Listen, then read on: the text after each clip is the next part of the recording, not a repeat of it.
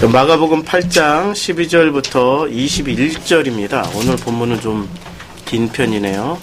마가복음 8장 12절부터 21절. 말씀 다 찾으셨으면 같이 읽겠습니다. 시작. 예수께서 마음속으로 깊이 탄식하시며 이르시되 어찌하여 이 세대가 표적을 구하느냐. 내가 진실로 너희에게 이르노니 이 세대에게 표적을 주지 아니하리라 하시고 그들을 떠나 다시 배에 올라 건너편으로 가시니라. 제자들이 떡 가져오기를 잊었음에 배에 떡 한 개밖에 그들에게 없더라. 예수께서 경고하여 이르시되 삼가 바리새인들의 누룩과 헤롯의 누룩을 주의하라 하시니 제자들이 서로 수군거리기를 이는 우리 떡에 없음이로다 하거늘 예수께서 아시고 어찌 떡이 없으므로 수군거리느냐. 아직도 알지 못하며 깨닫지 못하느냐. 너희 마음이 둔하냐. 너희 눈이 있어도 보지 못하며 귀가 있어도 듣지 못하느냐. 또 기억하지 못하느냐. 내가 떡 5개를 5,000명에게 떼어줄 때 조각 몇 바구니를 거두었더냐. 이르되 12이니이다. 또 7개를 4,000명에게 떼어줄 때 조각 몇 광주리를 거두었더냐. 이르되 7이니이다. 이르시되 아직도 깨닫지 못하느냐 하시니라. 아멘. 오늘 본문에 보면은 8장 이제 12절 13절에서 예수께서 마음속으로 깊이 탄식하시며 이제 이르시는 겁니다. 마음속으로 깊이 탄식하시면서 말씀을 하시는데 어찌하여 이 세대가 표적을 구하느냐. 근데 그 표적은 어떤 표적이라고 그랬습니까? 사람들이 구하는 표적은 눈에 보이는 어떤 현상, 기적, 자연현상, 어떤 신비적인 현상들을 구하는 그 세대에게 진짜 표적인 예수가 바로 표적이다. 예수님 자신이 표적이다라고 말씀하시는 장면이지 않았습니까? 지난주 설교가. 그래서 마음속으로 깊이 탄식하시면서 이르시되 어찌하여 이 세대가 표적을 구하느냐. 내가 진실로 너에게 이르노니 이 세대에 표적을 주지 아니하리라 하시고, 표적을 안 주신다는 말씀이 아니고 이 세대에 표적을 주었는데도 못 알아보니까 더 이상 줄 표적이 없다라는 거죠. 이게 지금 오늘 12절의 말씀입니다. 그 표적은 왜냐하면 예수님 당신 자신이 표적이기 때문에 더 이상 줄 표적이 없다라는 겁니다. 그리고 그들을 떠나 다시 배에 올라 건너편으로 가셨습니다. 근데 건너편으로 갔는데 제자들이 떡 가져오기를 잊었음에 배에 떡 한 개밖에 그들에게 없더라. 이렇게 본문에는 번역이 이렇게 되어 있죠. 그런데 본문 번역은 이런 뉘앙스가 아닙니다. 마치 14절을 얘기하면 제자들이 떡 가져오는 걸 잃어버렸어요. 지금 몇 광주리 남았습니까? 바로 직전 사건이 7광주리 남았어요. 7광주리의 떡이 남았으면 7광주리의 떡 중에 이동하는 중에 먹어야 될 떡을 배에다 안 실었다. 뭐 이런 얘기로 우리는 지금 듣게 되는 거죠. 그래서 떡 안 챙긴 제자들을 막 꾸중하는 거야. 어찌하여 너에게 떡을 안 가져왔느냐 이 미련 밤퉁이야. 뭐 이런 내용으로 오해를 할 수 있는 그런 본문, 그렇게 번역을 해놨어요. 그런데 이 본문은 전혀 그런 내용이 아닙니다. 14절 15절이 제자들이 떡 가져오기를 잊었으면 배에 떡 한 개밖에 그들에게 없더라.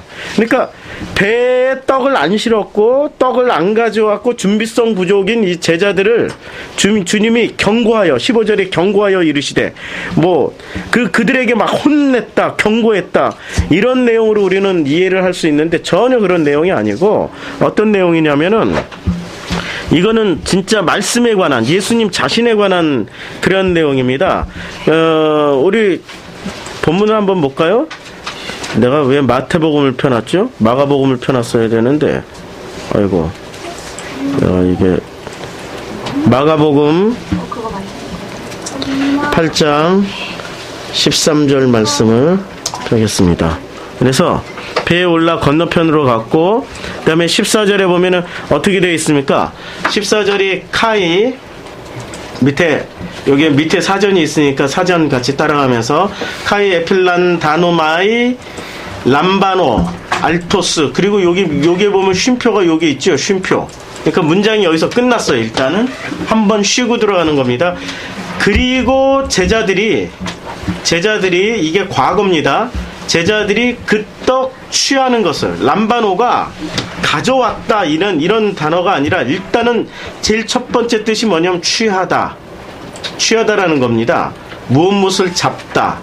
그러니까 어떤 개념이냐면 가져오다 안 가져오다 개념이 아니라 멀리 사상을 취하다, 생각을 취하다, 어떤 영향을 받다, 어떤 것을 붙잡다, 어떤 사상을 붙잡다, 이런 성향이 굉장히 강한 동사예요. 그러니까 번역을 가져왔다 안 가져왔다라고 번역하기보다는 떡을 취했다, 그러니까 떡을 붙잡았다, 떡의 내용을 내가 받아들였다, 이렇게 해야 되는 겁니다. 그러니까 이 떡이라는 게 알토스가 지금 목적격으로 되어 있죠. 그러니까 알토스를 취했다. 제자들이 알토스 취하는 것을, 이게 그 에필란 다노마이가 무슨 뜻이냐면 첫 번째 뜻이 소홀히 한 거죠. 그 다음에 두 번째 뜻이 무관심하다입니다. 그리고 세 번째 뜻이 있다입니다. 그러니까 첫 번째가 소홀히 한 거예요. 지금 이 떡은 성경에서 말하는 이 알토스는 어떤 의미로 쓰여져 있냐면은, 이 알토스는 꼭 두 가지의 의미로 쓰여집니다. 하나는 우리가 먹는 밥, 그리고 또 하나는 우리의 영이 먹는 양식. 알토스는 이 두 가지의 의미로 쓰여집니다. 그래서 마태복음 4장 4절에 주님이 마귀에게 시험을 받으실 때 그 마귀에게 이런 말씀을 하시죠. 사람이 떡으로만 살 것이 아니요 하나님의 입에서 나오는 모든 말씀으로 산다라고 말씀하심으로 이 마귀를 물리치셨습니다. 이 얘기는 무슨 얘기입니까?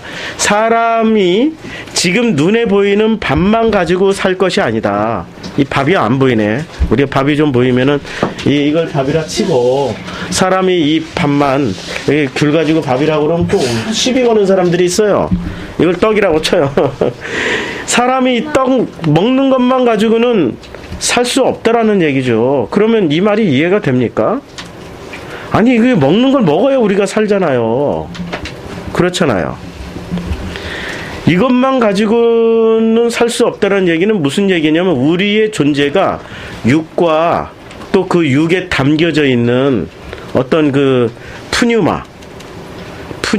그 푸뉴마를 영으로도 번역하고, 푸뉴마를 성경에서는 그 우리의 마음으로도 번역을 했습니다. 그러니까 우리 사람이 눈에 보이는 이 양식만 먹어서는 살 수 없다.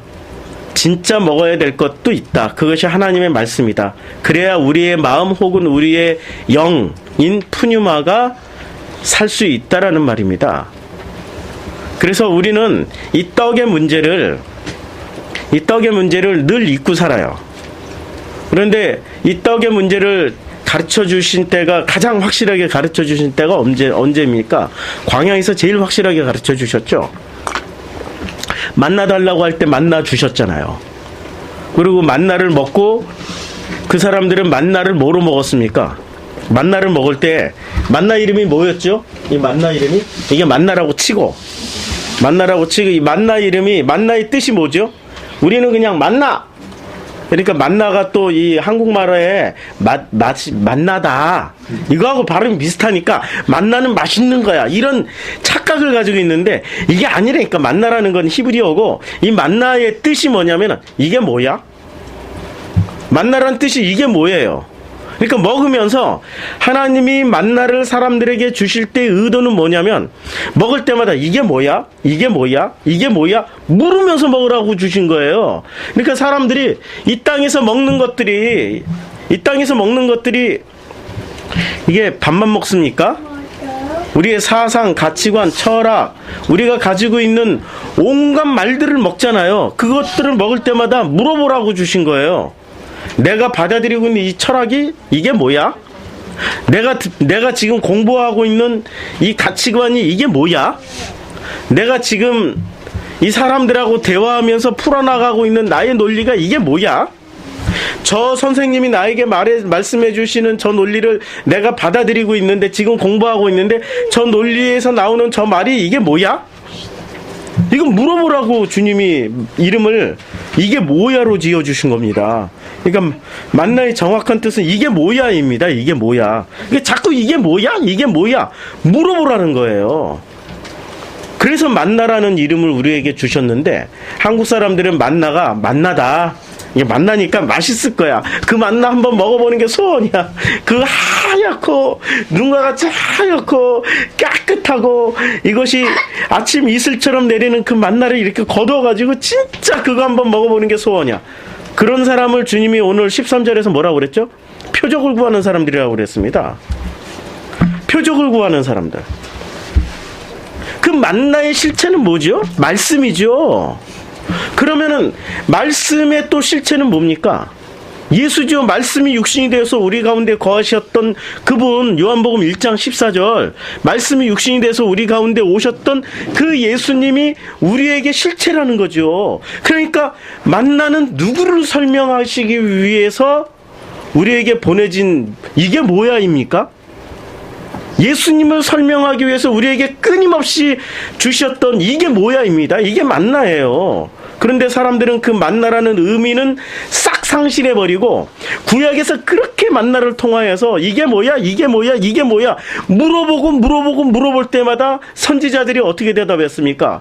이게 뭐야 할 때마다 이게 뭐냐면은 메시아야. 오실 그분 그 메시아야. 구약 선지자들은 내내 이게 뭐야를 그렇게 설명을 해주셨어요. 드디어 이게 뭐야가 오셨습니다. 그분 이름은 예수님이시잖아요. 그런데 그 예수님이신 이게 뭐야, 만나의 실체이신 이게 뭐야가 왔는데도 불구하고 사람들이 지금 뭘 구하고 있습니까? 기적 보여달라 이거야. 기적 보여달라. 그런데 그 기적은 광야에서 다 보여주셨죠. 구름 기둥, 불 기둥. 아말렉하고 싸울 때 손 들고 모세가 손 들면 해가 멈춰서 이기고 손 내리면 지고. 이걸 또 사람들은 어떻게 써먹냐면 할렐루야 하면 손 들고 할렐루야 아멘. 할렐루야 하면 부흥 강사가 제가 80년대 내내 배웠던 게 그거야. 교회에서 왜 그렇게 쓸데없는 짓을 그냥 목숨 걸고 나도 했는지 부흥 강사님이 할렐루야 하면 우리는 배워요. 앉아있는 성도들이 손 들고 아멘 하는 거 아멘 시켜. 그러면 부흥 강사가 그거 군기 잡는데 30분 걸려. 뭐 메시지 복음 이런 거 하나도 없어. 그냥 자 이제부터 할렐루야 하면은 손 들고 아멘 합니다. 그러면 할렐루야 하는데 우리가 잘 못해. 아멘.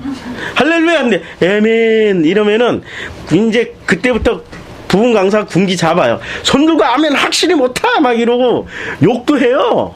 우리 옛날에 부흥 강사들은 욕도 해요. 얼마나 상스러운 말도 많이 하는데 그래도 그게 은혜 된다고 그 다음부터 욕 시커 더듬으면 어떻게 되냐면 할렐루야 하면 아멘 할렐루야 아멘. 이거 무지하게 공부했습니다. 우리가 왜 이딴 짓을 했지? 우리가 왜 이딴 짓을 했지요?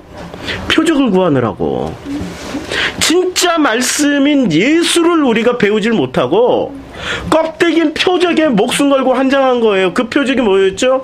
잘 먹고 잘 살자라는 표적 구하는 거였습니다. 그때는 가난한 시절이었잖아요. 70년대. 뭐 우리가 이해를 해줘야죠. 그런데 그 가난한 시절에도 우리에게는 꿈이 있었어요. 어떤 꿈이냐면은 진짜 이게 뭐야에 대한 답을 얻고 싶었단 말이에요. 그래서 교회 나왔던 거 아니에요? 그래서 교회 나와서 이게 뭐야? 이게 뭐야? 이게 뭐야? 우리는 끊임없이 물었어요. 천국이 뭐야? 복음이 뭐야? 예수가 뭐야?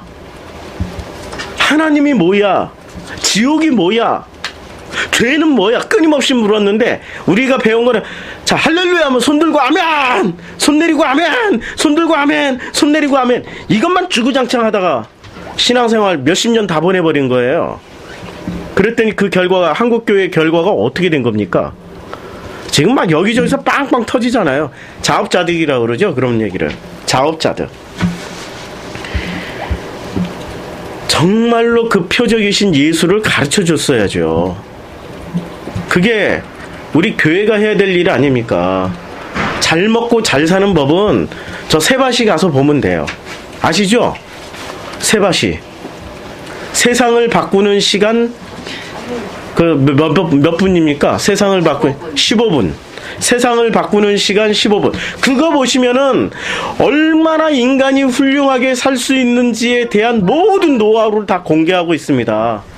이 세상에서 성공한 사람들 다 강사로 나와서 얼마나 재미나게 막 깔깔낄낄 호호하하 하면서 들을 수 있는지 몰라요. 저 강추합니다. 강추. 그런 얘기는 교회에서 들을 필요 없이 세바시 가서 들으면 돼요. 그 세바시도 기독교에서 하는 거예요. 아시죠? CBS. 예, CBS에서 하는 거예요. CBS에서. 그러니까 그 CBS에서 나오는 그 세바시에 나오는 강사들은 기본적으로 크리스찬이라고 보면 돼요. 성공한 기독교인들의 성공담의 성공 노하우를 듣고 싶으면 세바시 들으시고 교회에 와서는 예수를 보여달라고 그래야죠. 예수를 배워야죠. 지금 알토스가 주님이 말씀하시잖아. 너희들에게 보여줄 표적 없어. 왜냐하면 내가 표적이기 때문에. 그래서 내가 나를 설명할 거야. 이렇게 말씀하시는 장면이 오늘 8장 13절부터 나오는 13절부터 21절까지의 내용입니다. 내가 나를 설명할 거야. 근데 내가 나를 설명하는데 사람들은 왜 이렇게 헷갈리냐면 번역을 이렇게 해놓으셔서 그래요. 제자들이 떡 가져오기를 잊었으며 배에 떡 한 개밖에 저에게 없더라. 그게 아니고 떡을 취하는 것을 제자들이 소홀히 해버린 겁니다. 떡을 취하신 것은. 그럼 떡을 취한다는 건 지금 여기서 떡이 누구시죠? 예수를 취하는 것을 소홀히 해버렸어요. 그러니까 성경에 그런 장면이 나오죠. 예수님은 백고물에 이렇게 베고 주무시고 파도는 엄청나게 바람 불고 파도 치고 그때 사람들이 거의 이 파도에 의해서 죽을 지경이 되니까 두려워서 떨고 있었어요. 그때 겨우 예수님을 깨워요. 예수님을 깨울 때 예수님이 일어나서 뭐라고 말씀하십니까? 너희가 왜 두려워하느냐? 내가 지금 너희와 함께 하고 있는데 너희가 왜 두려워해? 그렇게 말씀하시지 않습니까? 그들은 예수님과 함께 있으면서도 예수님의 실체를 몰랐다는 얘기예요. 떡이신 예수님을 지금 모르고 이 떡이신 예수님을 이렇게 취하는데 소홀히 했어요. 그러니까 무엇을 챙기는 데는 열심이었죠? 눈에 보이는 그 떡, 7광줄이 난 거 다 챙겨왔다니까 지금. 없는 게 아니에요. 없는 게. 자기 주머니에 혹시라도 비상용으로라도 하나 둘. 베드로 그거 안 챙겼을 것 같아요? 베드로가 어떤 사람인데요? 베드로 예수님을 3번 예수님이 첫 번째 베드로를 언제 알았죠? 제가 마가복음 설교 초창기에 설교를 했죠. 도망가는 쫓아가는. 그거 들으면 더 확실하게 하는데 잠깐 제가 요약을 해드릴게요. 베드로를 처음 불렀을 때는 요한복음 1장이었어요. 제일 먼저 안드레하고 또 다른 사람이 갔어요. 근데 안드레는 예수님을 만나고 나서 그 몇 시간 동안 예수님 만나고 나서 내가 메시아를 만났다 해가지고 그 다음에 부른 사람이 베드로를 불렀어요. 시몬을 불렀어요. 그리고 그 또 한 사람은 똑같이 안드레하고 들었는데 이는 깨닫질 못해. 그래가지고 이름도 없이 왔다가 이름도 없이 사라져버려요. 근데 안드레는 드디어 깨달았을 때 성경에서 이름이 안드레라고 나와요. 두 사람이 갔다가 한 사람은 안드레가 됐고 한 사람은 사라져버려요. 그 안드레가 베드로를 불러요. 그러면 베드로는 바닷가에서 불렀습니까? 아니면 요단강가에서 불렀습니까? 요단강에서 불렀어요. 세례 요한이 세례를 주던 그 장소에서 바로 예수님 쫓아갔습니다. 첫 번째 제자가 됐죠. 첫 번째 제자 된 장소가 강가에서 제자가 됐어요. 그런데 그 다음에 마가복음 1장 8절 뭐 이런 데 보면은 1장 6절 7절 8절에 보면은 지금 예수님이 베드로를 부르러 가셔요. 그런데 우리는 그런 의심 안 해봐요? 아니 너는 그물을 버리고 나를 쫓아오너라. 그럼 어떤 순진한 인간이 뭐 그물을 다 버리고 이렇게 아이고 예수님 부르시니까 가자 뭐 이러고 따라가겠어요? 아니니까 면식범이라니까 둘이 서로 알고 있는 사이예요. 그러니까 예수님이 가서 부르니까 이렇게 따라가는 거야. 끌려가는 거야. 한 번 제자가 됐고 그리고 왜 또 바닷가에서 왜 불렀을까? 도망갔으니까. 이게 두 번째 부르신 거예요. 세 번째 또 어디서 불렀을까? 누가복음에 보면은 바다 한가운데서 밤이 맞도록 뭐 고기를 잡았어요. 그물 던졌는데 한 마리도 못 잡아. 그러다가 바닷가에서 이렇게 서 있다가 주님이 배에 올라타셔. 그리고 말씀하셔. 깊은 데 가서 그물을 던져라 하니까 서로 모른 척하고 이렇게. 왜 모른 척을 했을까? 서로 무안하니까. 뭐 말하면 서로 쪽팔리니까 이게 뉘앙스를 읽어야지. 그러니까 아무 말 안 하고 베드로는 깊은 데 던졌어. 근데 이렇게 물고기를 잡아 올리니까 어떻게 엄청나게 많이 잡혔어요. 그러면서 야 이분이 역시 하나님이시구나. 그리고 그 뭐라고 고백합니까? 주여 나는 죄인이로소이다. 나를 떠나가 주소서. 그럴 때 너는 또 주님이 말씀하시죠. 또 다시 부르지. 넌 사람 낚는 어부가 될 거다. 이렇게 말씀하시잖아요. 지금 몇 번 불렀어요? 3번 불렀죠? 그리고 베드로가 또 배신을 해요. 그리고 휙휙 도망가 버려요. 나는 주님 모른다. 나는 예수 모른다. 나는 예수 모른다. 다 굴긴 전에 3번 부인하고 도망갔죠. 갈릴리에 가서 주님이 또 언제 부르십니까? 갈릴리의 바다에서 이제 모든 걸 실망하고 베드로가 밤이 맞도록 물고기를 잡았어요. 근데 쓸쓸하게 돌아와요. 근데 그때 바닷가에 섰던 예수님이 또 말씀하셔요. 저 오른편에 가서 그물을 던져라 그랬더니 베드로가 다시 바닷가 나와서 그물에 물고기를 던져 엄청 많이 잡혔어. 그때 베드로가 알아보고 주님이시다 하고 그냥 물로 뛰어들어서 주님한테 뛰어가는 장면이 나오잖아요. 지금 몇 번 도망갔어요, 베드로가? 많이 도망갔죠?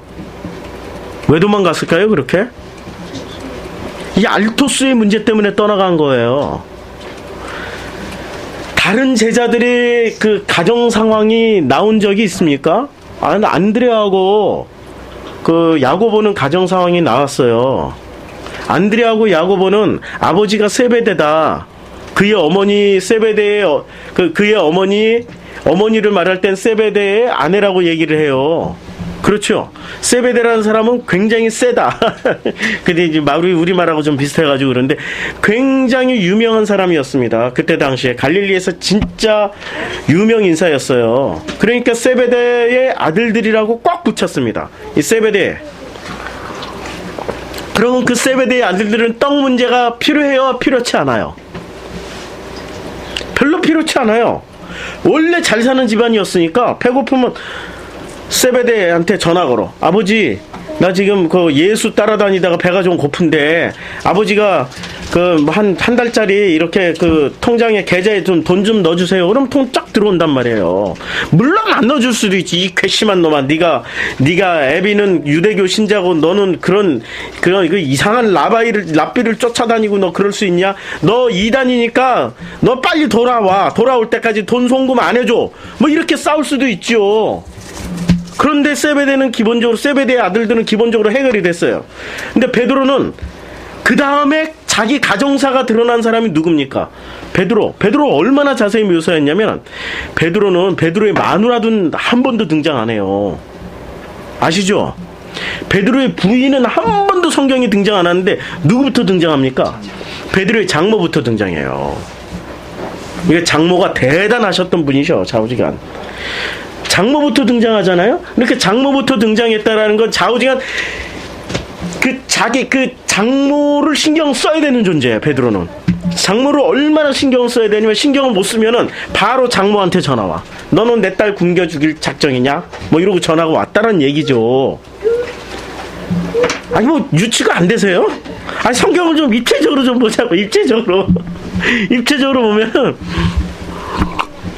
내 딸 밥 못 먹이는데 어떻게 그 간섭을 안 하겠어요. 그렇죠?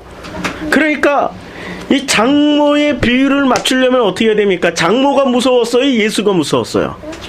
한번 수수께끼 내볼게요. 베드로에게는 장모가 하나님이었습니까? 예수가 하나님이었습니까? 예수한테 하나님이라고 고백했다가 장모가 전화 오면 바로 쪼르륵 가서 고기 잡았다니까? 누구 때문에?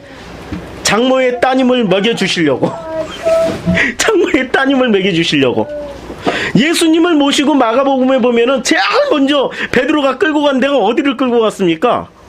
아니 기적의 현장, 아픈 사람들 뭐 가난하고 힘들고 병든 사람 끌고 간 게 아니라 베드로가 제일 먼저 끌고 간 게 자기 장모 집에 가서 열병 나서 누웠으니까 병 고쳐달라고 끌고 왔습니다. 겉뜻으로 보면 아니 이게 역사로 보면은 그렇잖아요. 그러니까 베드로는 상당히 친장모 중심주의였어요. 그러니까 베드로에게는 알토스가 지금 당장의 알토스이신 예수님이 필요했습니까? 아니면은 진짜 먹거리는 알토스가 필요했습니까? 먹거리는 알토스가 필요했던 거죠. 장모가 전화만 하면 바로 예수님 배신하고 고기 잡으러 갔으니까. 꼭 도망가도 어디로 가냐면 고기 잡으러 가요. 그 자기 배를 이렇게 적당히 이렇게 숨겨놨다가 예수님 따라다니다가 또 장모한테 전화하면 네 알겠습니다 이러고 가가지고 또 물고기 잡아가지고 먹이고 장모님 이제 됐습니까? 조금 있으면 우리 주님이 또 습관에 의해서 관습에 의해서 우리 주님의 그 온유하심을 결코 결코 변함이 없다라는 얘기잖아요. 온유하심으로 저를 또 부르러 오실 텐데 그때는 또 죄송합니다. 또 따라가겠습니다. 베드로 고집만 계속 반복했던 거예요.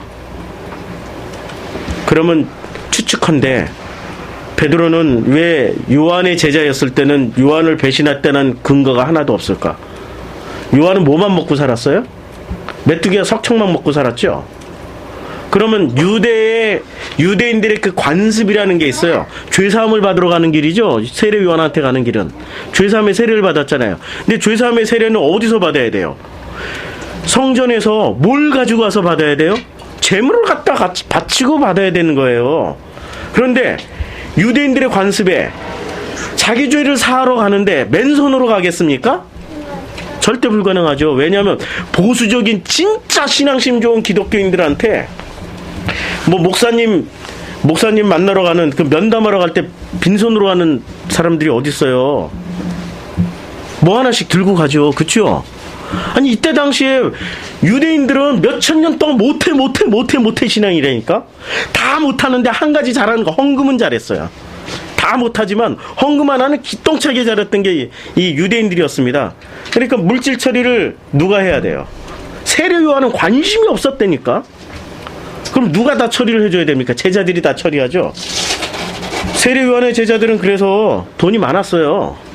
선생님은 물질에 관심 없고 물질에 쌓여가고, 그러니까 그 물질을 가지고 어떻게 처리를 했을까요?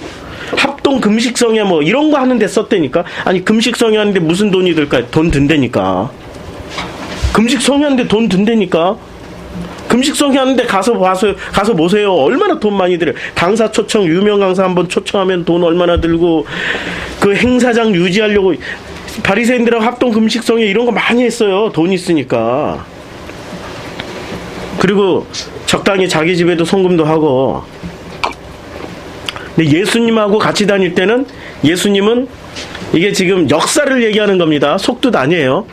예수님은 인자는 머리 둘 것도 없다고 그러고 뭐 이렇게 며칠씩 굶어버리고 이래버리니까 이따가도 에이씨 배고파 또 장모님한테 전화하면 또 도망가야 되겠다 도망가버리고.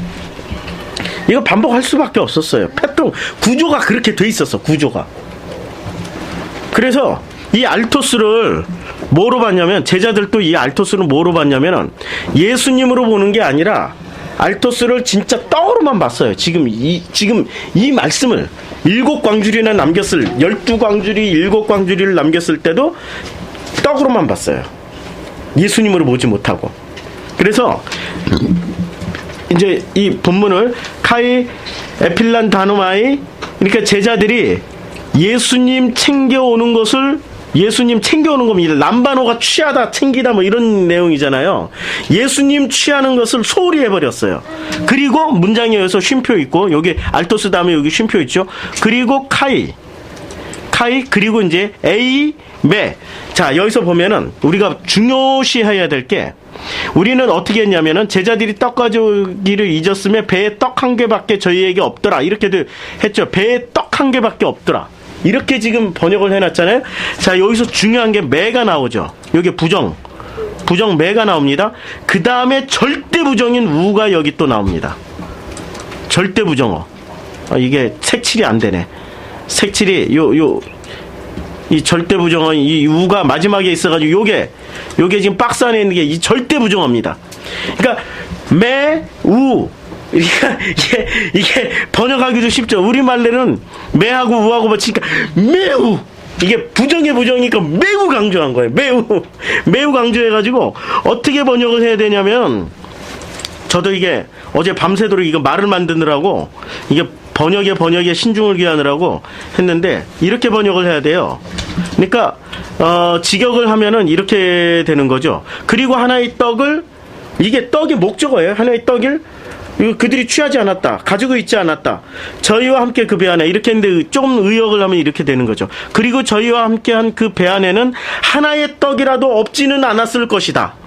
하나의 떡이라도 없지는 않았을 것이다. 이것을 좀 더 부드럽게 번역하면 이렇게 되는 거죠. 반드시 그 배에는 하나의 떡이 있었다라는 거예요. 과거로 써야겠. 반드시 그 배에는 하나의 떡이라도 있었다라는 얘기입니다. 지금 번역을 매우를 살리지 않고 뭐 다 그냥 부정으로 다 이렇게 번역을 해버렸어요. 그래서 제자들이 떡 가져오기를 소홀히 했음에 그러나 배에는 반드시 떡 하나가 있었다. 이렇게 번역을 해야 돼요. 그럼 무슨 얘기가 되는 겁니까? 제자들은 떡 취하는 것을 소홀히 했어요. 떡을 뭐로 취했어요? 그러니까 예수님이란 떡을 취하지를 않았어요. 이 뉘앙스는 무슨 얘기냐면 예수님이란 떡을 취하지 않고 뭘 취했어요? 주머니에 꾸격꾸격 그냥 자기네들 처먹을 것만 잔뜩 쳐넣었어요. 원래 그런데 능한 게 사람들이니까. 그런데 그 배 안에는 반드시 그 떡이신 그분이 계셨다는 얘기예요. 이게 이렇게 번역돼야 나중에 뭐가 이해가 되냐면은 그 8장 17절 아니 8장 16절에 보면 제자들이 서로 수군거리기를 이는 우리에게 떡이 없음이로다. 우리에게는 아직도 제자들이 뭐라고 수군거려? 우리에겐 떡이 없는데 예수님 왜 저따위 소리를 할까? 뭐 이러고 이제 예수님한테 반항하는 거예요. 그때 17절에 주님이 뭐라고 말씀하세요? 예수께서 아시고 이르시되 너희가 어찌 떡이 없음으로 수군거리느냐? 아직도 알지 못하며 깨닫지 못하느냐? 너희 마음이 둔하냐? 이게 무슨 얘기냐면 제자들은 눈에 보이는 이 먹을 떡을 찾고 있었는데 주님은 무슨 얘기를 하는 거예요? 내가 떡이야. 이 말씀을 하고 있는 거예요, 지금. 내가 떡이야. 반드시 이 배에는 하나의 떡이 있어. 그 하나의 떡은 누구냐면 바로 나야. 라고 말씀하시니까 8장 14절이고 그 떡에 대해서 말씀하시니까 제자들은 못 알아먹고 우리가 떡을 안 가져와서 그러나 참 불만이네. 이렇게 얘기했을 때 주님이 이렇게 말씀하시는 거예요. 이 배 안에 떡이 있어. 그게 나야. 왜 너희들은 떡이 없음으로 인해서 그러니까 그 떡이 없으면 어떤 떡이에요? 이런 떡이 없음으로 인해서 진짜 떡인 나를 못 보고 왜 수군거리냐? 아직도 알지 못하며 아직도 깨닫지 못하느냐? 너희 마음이 이렇게 둔하냐? 이 말씀입니다. 이래야 8장 17절이 이해가 돼요. 그리고 번역을 그런데 우리말 번역에 제자들이 떡 가져오기를 잊었으며 배에 떡 한 개밖에 그들에게 없더라. 이러면은 예수님 뭐가 되는 겁니까? 거짓말쟁이가 되는 거죠. 떡 한 개도 없는데 아니 제자들은 사실 얘기를 했다니까 떡 한 개도 없었어. 그런데 예수님이 이렇게 혼내는 거는 그럼 예수님이 착각을 했거나 거짓말을 하거나 무슨 예수님이 그 상황 파악이 좀 덜 떨어지신 분이거나 이런 얘기밖에 안 된다는 거죠. 그리고 번역을 잘해야지. 이런 대목에서는 제가 좀 살짝 화가 좀 나요. 번역을 그냥 매우로 번역을 해주셔야지. 매하고 우가 부정인데. 그래서 반드시 그 배에는 하나의 떡이 있었어요. 근데 그 배에는 우리가 역사적으로 보면 이스라엘의 배 나오는 장면이 뭐가 나옵니까? 이 배라는 단어가 지금 우리 원문에서 보면은 필로이온이라고 되어 있는데 플로이온이라고 그 배라고 되어 있는데 이 플로이온을 쭉 찾아봤어요. 쭉 찾아봤는데 배는 그 히브리어에 굉장히 많은 단어가 있어요. 배에 해당되는. 그런데 이 배에 주님이 말씀하시는 이 배는 어떤 배냐면은 테바라니까요. 방주예요, 방주. 테바라는 건 돛대도 아니고 삿대도 없이 이렇게 가는 배를 말하는 거죠. 그리고 지금 주님이 타고 있는 배는 돛대도 있고 삿대도 있는 배예요. 아니 그러면 이걸 어떻게 테바라고 이걸 연결을 시킬 수 있냐? 돛대도 아니 달고 삿대도 아니다는 목적이 뭡니까? 주님이 운전하신다, 조종하신다라는 뜻이죠. 주님이 함께 하신다라는 뜻이잖아요. 지금 이 배에는 누가 타고 계셨어요? 주님이 타고 있으니까, 주님이 함께 하시니까 돛대가 있어도 삿대가 있어도 그 배는 누가 운전하세요? 주님이 하시는 거죠. 그러니까 이 배는 지금 뭐가 되는 겁니까? 테바, 방주가 되는 거예요. 반드시 그 구원의 그 배 안에는, 그 방주 안에는 구원할 사람들이 타고, 구원받을 사람들이 타고 있잖아요. 구원받을 사람은 누가 지금 운전하고 조종해서 그 목적지까지 가겠다는 얘기입니까? 주님이 타셨어요. 그러면 주님이 운전해서, 주님이 조종해서 그 목적지까지 가는데 뭐로 가시겠다라는 얘기예요. 눈에 보이는 알토스가 아니라 눈에 안 보이는 하나님의 입에서 나오는 그 말씀으로 가르쳐 주시고 인도해서 데려가시겠다는 얘기입니다. 그게 지금 떡 얘기예요. 떡 얘기. 우린 주님을 너무나도 그 신비적으로, 환상적으로, 꿈과 같이 해서, 그래서 주님이 타고 있으면 만사형통 소원 성취 모든 게 다 될 거야. 그래서 우리는 구원의 방주에 타는 순간부터 모든 사람은 죽을지언정 우리는 이 땅에서 축복으로 살아남을 거야. 우리는 이 땅에서 만사형통으로 살아남을 거야. 이런 생각을 하는데 그런 얘기가 아니라니까요. 방주에 타는 순간부터 우리는 지금 무엇과 동행하고 있습니까? 예수님. 그럼 예수님의 본질은 말씀이시잖아요. 그게 알토스란 얘기예요. 우리는 방주에 타는 순간부터 그 말씀이 나와 동행하고 계신다라는 얘기죠. 그리고 말씀이 오신 목적이 뭡니까? 말씀이 이 땅에 오신 목적. 패하고 다시 세우기 위해서 오신 거죠. 아니, 분명하게 알으셔야 돼요. 말씀이 우리에게 오시는 목적은 그 마가복음 2장에 분명히 말씀하셨어요. 마가복음 2장 한번 찾아볼까요? 마가복음 2장 마지막 절에 보면은 이렇게 말씀하시죠. 27절부터 보면은 또 이르시되 안식일이 사람을 위하여 있는 것이요 안식일이 사람을 위하여 있는 것이요 사람이 안식일을 위하여 있는 것이 아니니 이러므로 인자는 안식일에도 주인이다. 무슨 얘기하는 겁니까? 안식일이 사람을 위해서 있다고 그랬어요. 그리고 안식일의 주인은 주님이세요. 지금 예수님이세요. 그러면 예수님이 사람을 위해서 오신 겁니다. 이게 무슨 말이죠? 한마디로 더 쉽게 표현하면은 섬기러 오신 겁니다.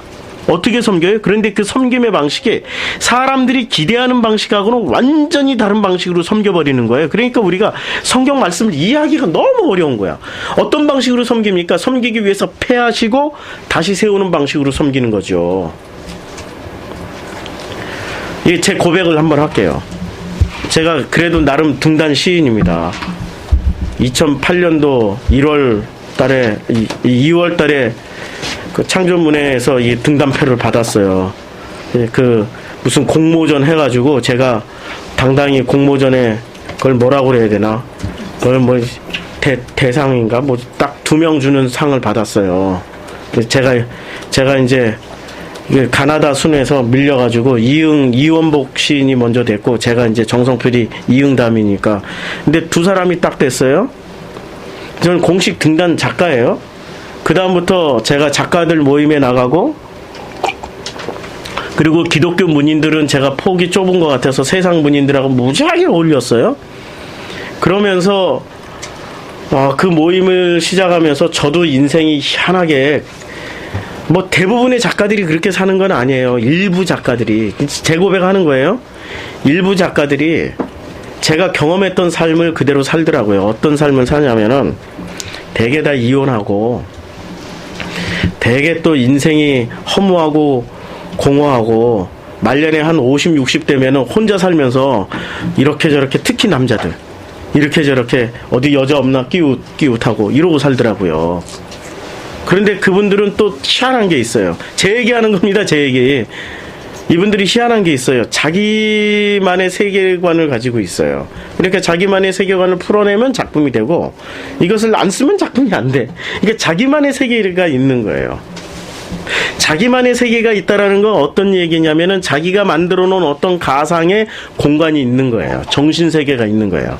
마치 그 인터넷 웹상에 어떤 자기만의 집이 있고 자기만의 애인이 있고 자기만의 친구들이 있는 현실 세계하고 상관없이 그런 게 있잖아요. 우리 그 인터넷 웹상에 그런 걸 한때 막 무지하게 올인해서 놀고 거기에 그런 걸 취미를 가지고 그것 마치 게임과 같은 거죠. 게임에 들어가면은 제가 게임을 안 해봐서 모르는데 저는 게임이라고는 옛날에 그 70년대에 나왔던 뭐 갤라그 그 정도밖에 게임을 잘 몰라요. 근데 무슨 크래프트?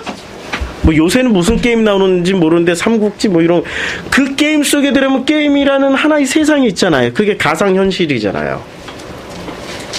작가들이라는 게 딱 그런 가상현실을 자기 정신세계에 가지고 있는 사람입니다. 그리고 그 가상현실에서 자기가 주인공이 돼서 자기 자신을 만들어낸 철학과 사상과 가치관으로 자기가 만들어 놓은 가상현실의 왕이 되어서 그것을 이렇게 하면 이렇게 다스리고 저렇게 하면 저렇게 되고 이렇게 해서 이런 결론이 나오고 저런 결론이 나온다라는 것을 작품으로 써내는 사람들이잖아요. 그렇죠? 그러다 보니까 자기만의 그 패러다임이 있는 거예요. 근데 자기만의 패러다임을 가진 그 분들은 대개 그 패러다임의 핵심을 이제 계속 치고 들어가면 뭐가 나오냐면 나야, 나. 결국 모든 주인공도 나고 거기 나오는 대부분의 캐릭터도 나야. 근데 그 나는 대개 그 어떻게 치장하냐면은 인본주의가 그러잖아요. 인본주의가 정직하자, 사랑하자, 뭐 사람을 위해서 희생하자 그러잖아요. 근데 그 정직하자, 희생하자, 사랑하자라고 말하는 그 핵심은 또 뭘까요? 어디서 나오는 가치관일까요? 우리의 선악에서 나오는 가치관이잖아요. 그러니까 흑백 논리야. 그러니까 작가가 그 작품의 결말을 나도 잘 모르겠다 이렇게 쓰면은 작품이 팔립니까? 아니죠. 악인은 처벌받고 의인은 주인공은 이렇게 확 살아나야 돼. 그래야 막 작품이 팔리고 그러니까 결론은 되게 다 그렇게 나가더라고요. 근데 이런 작가들은 자기만의 세계관이 있기 때문에 하나님의 말씀이 들어가면은 그 하나님의 말씀을 뭐로 검열을 하죠? 검열을 해요. 검열을 하는데 자기가 이제까지 결론을 맺었던 권선징악, 악은 멸하고 선은 흥해야 돼. 근데 성경을 보면은 성경에서 말씀하시는 그 하나님은 가나안 들어갈 때 어떻게 들어가요? 정복전쟁이죠. 가나안 정복전쟁. 그야말로 다 죽이고 들어가는 거잖아요.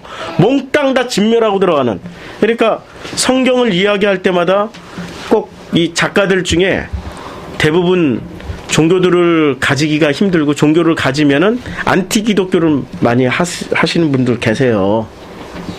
기독교를 참 우호적으로, 서구 작가들은 안 그래. 서구 작가들은 모든 모티브를 이렇게 성경에서 뽑아내기 때문에 에덴의 동쪽 얼마나 성서적이에요. 자이언트, 이 영화를 보더라도 자이언트 얼마나 성경적이고 에덴의 동쪽을 모델로 했잖아요. 신라곤, 우리가 알고 있는 대부분의 소설 영화는 성경에서 모티브를 찾는데 우리 한국 작가들은 대부분의 모티브를 성경에서 찾는 게 아니라 우리의 정서에 맞는 걸로 그 가치관을 만들었잖아요. 그게 대부분 권선징악이잖아요. 선은 흥하고 악은 멸하고, 로마서 무슨 그런 복음성가도 있더라고. 그런 로마서에 그런 구절은 안 나오는데.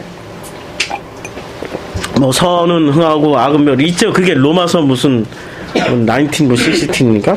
옛날에 한 20년 전에 나온 것 같은데, 그런 권선징악의 사상을 가진 작가들이 기독교를 개종하기가 무지 어렵죠. 그러다가 어쩌다가 개종하시는 분들이 있어요. 이어령 선생 같은 분들은 진짜 그 따님, 그 이민아 목사님 때문에, 이민아 목사님의 그 생명과 맞바꾼 아버지의 개종이잖아요. 이어령 작가 같은 분들은 진짜 바뀌기 힘든 분들이에요. 그만큼 바뀌기 힘들다라는 얘기야. 그만큼 바뀌기가 힘들고 그만큼 자기가 가지고 있는 철학, 가치관, 사상들이 그만큼 바뀐다라는 게 자기 목숨이라는 얘기죠. 그런데 그 사람들의 그 가치관이 깨지면 어떻게 됩니까? 작품을 쓸 수 있어요? 못 쓰죠. 자기만의 색채가 다 무너져 버리는 거예요. 진짜 복음이 들어와도 복음을 선택 못 한다니까? 그거 깨뜨리는 순간 자기 작품을 다시 다 뒤집어서 써야 되는데 그거 쓸 수 있겠습니까? 그건 못하는 일이에요. 제가 그렇게 살았어요. 제가 그렇게 험악한 세월을 살면서도 제가 작가였기 때문에 나만의 세계관이 있었고, 나만의 세계관이 곧 하나님과의 충돌이 일어나기 시작하는 거예요. 그런데 하나님이 저 같은 사람은 진짜 깨지기 힘든 사람이거든요. 불가능에 가까워요. 안 깨진다니까? 죽어도 안 깨져요. 깨뜨릴 수가 없어요. 왜냐하면 내가 만들어 놓은 그 공간 속에서는, 상상의 공간 속에서 내가 왕이 되어 있고 내가 다 누리고 있어요. 그리고 그 왕이 된 세상 속에서 이 세상 밖으로 나올 때는 그 접촉점이 되는 그런 사람들만 만나요. 나의 안티는 안 만나. 나를 비평하는 사람들은 안 만납니까? 비평가들은 안 만나. 나의 안티들은 안 만나고, 내가 내 작품을 읽고 나에게 동조하고 내 작품에 공간 가져주는 사람들만 만나서 그런 사람들 안에서 모든 걸 다 해결을 해요. 먹을 것도 해결하고 술 한 잔도 해결하고 필요하면은 이제 제가 남자였으니까 여자도 해결하고 다 해결해요. 그 접촉점이 있기 때문에 공감해주는 사람들의 안에서. 그런데 내가 모든 게 해결되는 부족함이 없는 거죠. 내가 만들어 놓은 그 정신세계의 그 공간 안에서 그렇게 빠져나오기 싫은 거죠. 그런 나를 하나님이 복음으로 인도하시기 위해서 어떻게 하신 겁니까? 박살을 내셔야만 되는 겁니다. 내 정신세계가 내가 가지고 있는 모든 가치관 철학을 박살내지 않으면 하나님께로 건너갈 수가 없습니다. 어떻게 박살을 내주셨습니까? 박살 내주신 가정 박살났죠. 형제의 관계 다 박살났죠. 내가 가진 재물 다 박살났죠. 물론 재물은 다 박살나지 않았어요. 아프리카 가서 마지막 복음을 위한 그 징검다리로 하나님 쓰시게 하셨고, 아들 이렇게 먼저 하나님이 데려가시죠. 야, 그 고난이 많다라는 얘기는 자랑할 게 없어요. 내가 그만큼 세다는 거야. 하나님과 맞짱 떠가지고 나는 맞짱 뜨는 존재라는 얘기죠. 하나님과 맞짱 떠가지고 하나님한테 지기 싫다는 얘기예요. 그러니까 박살을 내죠. 대표적인 사람이 누구였습니까? 야곱이었죠. 야곱이 고백하잖아요. 나이 80에 내가 험난한 인생 80이라고. 얼마나 험난한 인생을 살아왔습니까? 야곱의 그 잔머리로만 살아오니까 그 잔머리, 자기만의 세계관, 자기가 이게 이렇게 살면 잘 살까, 이렇게 살면 잘 살까, 저렇게 살면 잘 살 거라고 수없이 썼던 그 잔머리를 박살내기 위해서 하나님이 나중에 절름발이까지 만들어버렸잖아요. 절름발이 되고 나서도 어떻게 돼요? 자기 딸 디나 정말 험한 일 당하고 아주 그냥 그야말로 그 후로도 얼마나 고난, 마지막 죽기 직전까지 그 아들 베냐민, 자기 아들 요셉 때문에 요셉이 살았나 죽었나 얼마나 근심 걱정 노심초사하고 있었습니까? 그러다가 또 뭐 먹거리가 없어가지고 흉년이 들어가지고 아들들 보냈더니 베냐민 볼모로 잡혀라, 베냐민 볼모로 잡혀놓고 얼마나 불안불안 초조 근심 걱정. 야, 그러니까 야곱의 축복을 생각할 게 아니라 야곱이 받은 고난이 왜 그 고난이 왔냐 이거죠. 하나님이 복음으로 초대하기 위해서 박살을 내시는 겁니다. 이 의미를 빨리 깨달으면 이 떡이 뭔지를 알게 돼요. 근데 제자들은 아직 박살이 덜 났어요. 언제 박살납니까? 오순절 성령 받고 나서부터 박살나기 시작해요. 그 전까지는 박살 안 나요. 예수의 관계에서만 도망갔다가 잡혀오고 필요하면 배신해버리고 나 예수 모르는데요? 이러고 고난 샥 피해 다니고, 그러다가 성령을 받고 나서 이 말씀의 의미를 깨닫자마자 그때부터 이 말씀에 붙잡혀서 말씀이 섬기는 거죠. 말씀의 섬김의 방식에 의해서 제자들이 어떻게 됩니까? 박살나면서 배워가는 거죠. 박살나면서 삶이, 자기의 인생이 박살나가면서 복음 안쪽으로 계속 밀려 들어가는 겁니다. 제 주변에 친구들이 대부분 다 목사잖아요. 목사님들하고 대화하기가 무지하게 어렵습니다. 목사님들마다 자기만의 그 상상 공간이 있어요.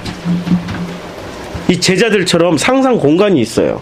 이렇게 하면 천국 가고, 이렇게 하면 천국에서 누리고, 이렇게 하면 현실 세계에서도 잘 먹고 잘 살 수 있다라는 자기 나름의 이렇게 그걸 뭐라 그러나, 우리 야매 말로 햇도가 돌아간다 그러나, 뭐 헤드가 이렇게 잘 돌아간다 그러나, 뭐 잔머리가 돌아간다 그러나, 뭐 야매 말이 있잖아요. 그런 말이. 이렇게 잔머리를 잘 굴리세요.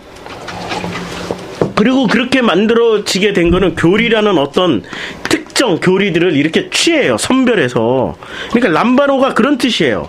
람바노가 선별해서 취할 수도 있어요. 람바노가 떡을 람바노 취하는데 예수라는 람바노로 전적으로 취하는 게 아니라 자기의 필요에 따라서 이렇게 선별적으로 취해버려요. 선별적으로 취하니까 어떻게 됩니까?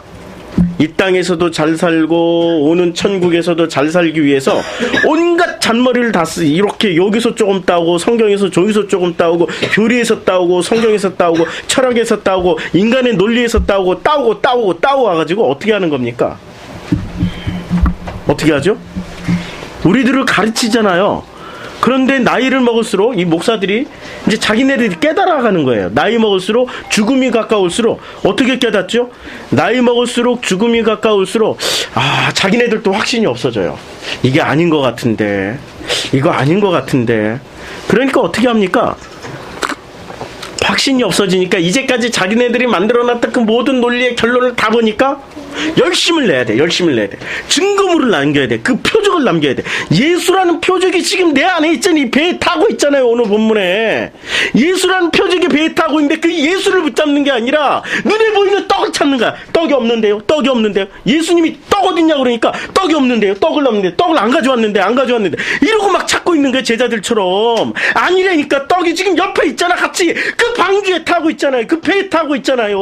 예수라는 배를, 예수가 타고 있는 그 배에서 예수는 안 찾고 떡만 찾고 있는 거야. 눈에 보이는 떡만. 그러니까 헌금 더해라 막 진짜 이건 정직한 목사지. 요새 그런 정직한 목사도 찾기 힘들어 진짜. 참네. 말하기 힘든데 좌우지간 그나마 정직한 목사들 중에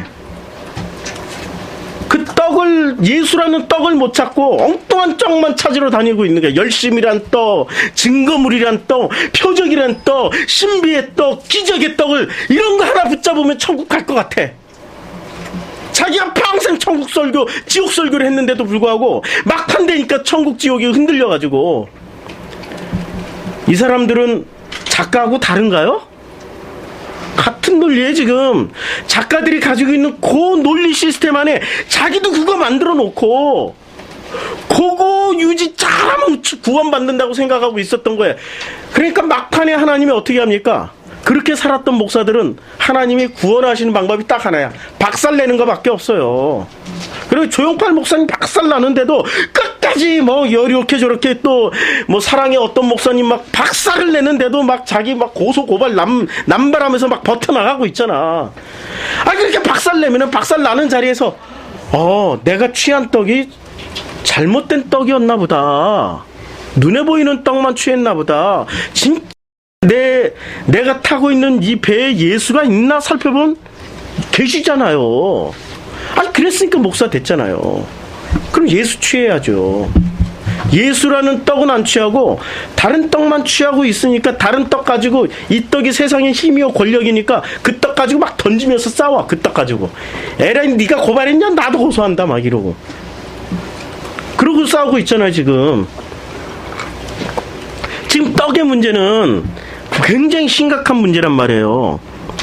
그래서 주님이 이제 14절 제가 번역을 해드렸죠. 이렇게 반드시, 그리고 너희들은 떡을 취하는 것을 소홀히 했다. 이게 떡이 남성 복수예요. 지금 남성 복수라는 건 누구를 얘기하는 겁니까? 예수님 말하는 거죠. 하나님을 말하는 거죠. 그리고 너희들은 떡을 취하는 것을 소홀히 했다. 반드시 그 배에는 하나의 떡이 있었다. 계속 있었어요. 계속 전에도 있었고 지금도 있었어요. 근데 이 사람들이 못 깨닫고 있는 거예요. 그래서 15절에 그래서 예수님이 이제 당당하게 경고를 하시는 겁니다. 떡 취하는 것을 소홀히 했던 그 제자들에게 취사 선택한 거예요. 떡을.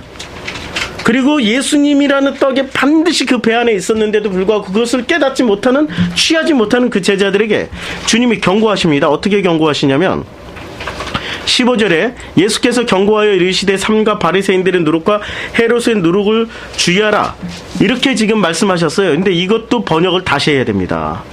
어떻게 하냐면은 그리고 따로 구별하셨습니다. 그들 안에, 역격이에요. 그들 안에 말씀하셨어요. 너머로 봐라, 경험으로 확인하라. 그 바리새인들의 그 누룩으로부터 떨어져서, 그리고 그 헤롯의 누룩으로부터 떨어져서 확인하라. 제가 이렇게 먼저 읽어드렸어요. 자, 15절. 이게 우리가 번역한 내용은 완전히 다릅니다. 지금 이 성경에 예수께서 경계하여 가르치시되 삼가 바리새인들의 누룩과 헤롯의 누룩을 주의하라 하신대라고 말씀하셨는데, 카이, 그 다음에 디아스텔로마이라고 되어 있죠. 디아스텔로마이는 경계하여라는 뜻도 있는데, 이것을 원래대로 설명하면은 따로 놓아버린 겁니다.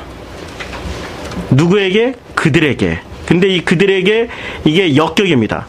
역격은 그들 안에라고 우리가 번역한다고 그랬죠. 그 제자들 안에 따로 이렇게 구분해서 나눴어요. 구분해서 놔두셨다고 레고 말씀하셨어요. 그럼 그들 안에 뭘 구분해서 놔뒀죠? 세상의 떡과 예수라는 떡을 구분해서 놔둔 거예요. 근데 이들은 지금 모를 뿐이야.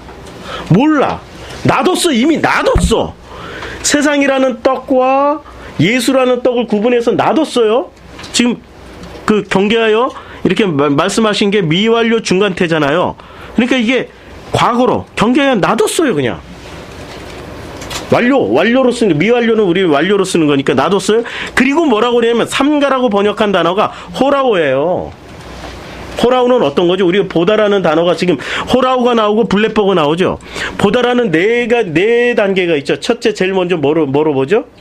예? 옵타노마이로 보죠. 옵타노마이로 보는 건 내 눈으로 이렇게 육안의 눈으로 보는 거죠. 그다음에 에이돈이라는 것은 교과서를 놓고 보는 거죠. 어떤 보조 재료를, 그러니까 성전을 보다 할 때 에이돈이죠. 그다음에 보는 게 뭐죠? 블레포. 그 에이돈을, 그 교과서를 어떤 그 주님이 주신 그런 실험 재료들을 내가 경험으로 하는 거야. 이게 경험으로 보는 거야. 블레포. 그다음에 마지막 단계가 뭐죠? 이런 걸 다 거치고 나서 뭐로 보는 건 뭡니까? 마음으로, 호라우로, 눈을 감고도 볼 수 있는 거야. 호라우로 너머의 것을 보는 거예요. 근데 지금 주님이 뭐라고 그랬어요? 삼가 주의라고 번역해 놓은 이 단어가 뭡니까? 호라우 너머로 봐라 이거야 지금. 근데 삼가 주의하라고 번역해 놨으니 이 뉘앙스가 어떻게 살아나요? 호라우로 보라고 지금 쉼표 있죠? 여기 보면은 호라우 다음에 쉼표 있죠? 쉼표라는 것은 지금 명령어 딱 이거 하나야. 명령어는 뭐로 보라는 얘기예요? 호라우 너머로 봐라. 보이지 않는 것을 봐라. 뭘 보라는 얘기예요? 그들 안에 따로 구분해서 넣어놓으신 그 떡을 보라는 얘기예요.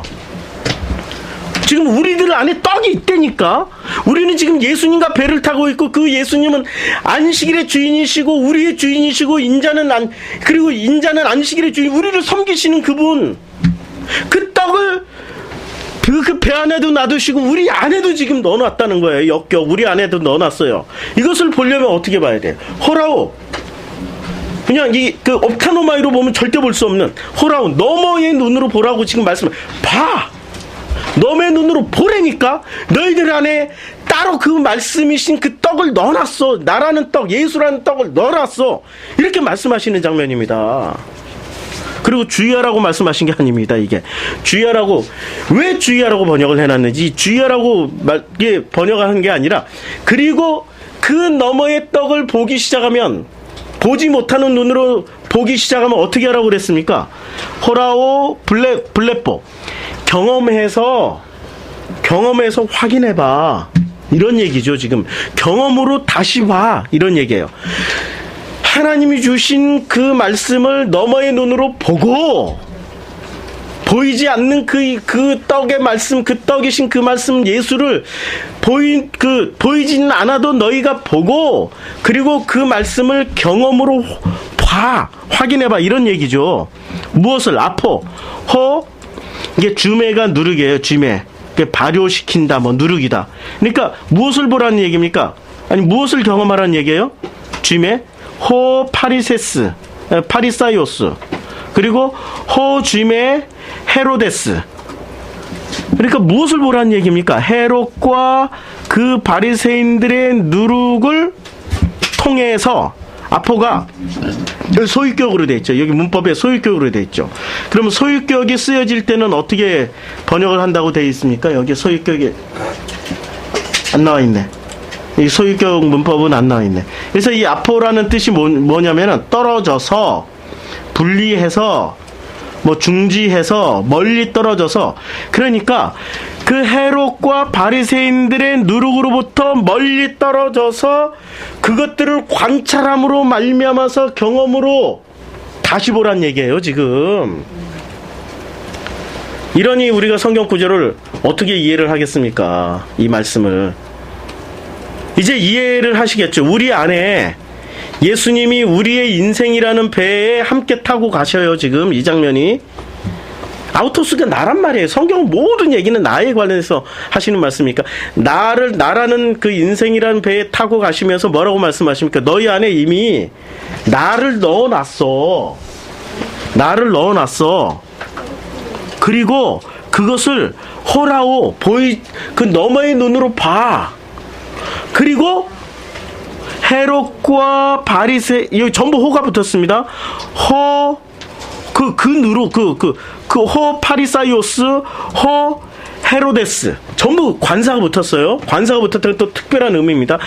그 누룩을 통해서 혹은 그 누룩으로부터 떨어져 가지고 블레뽀 경험하면서 보란 얘기야. 이런 얘기예요. 지금 이게 무슨 얘기입니까?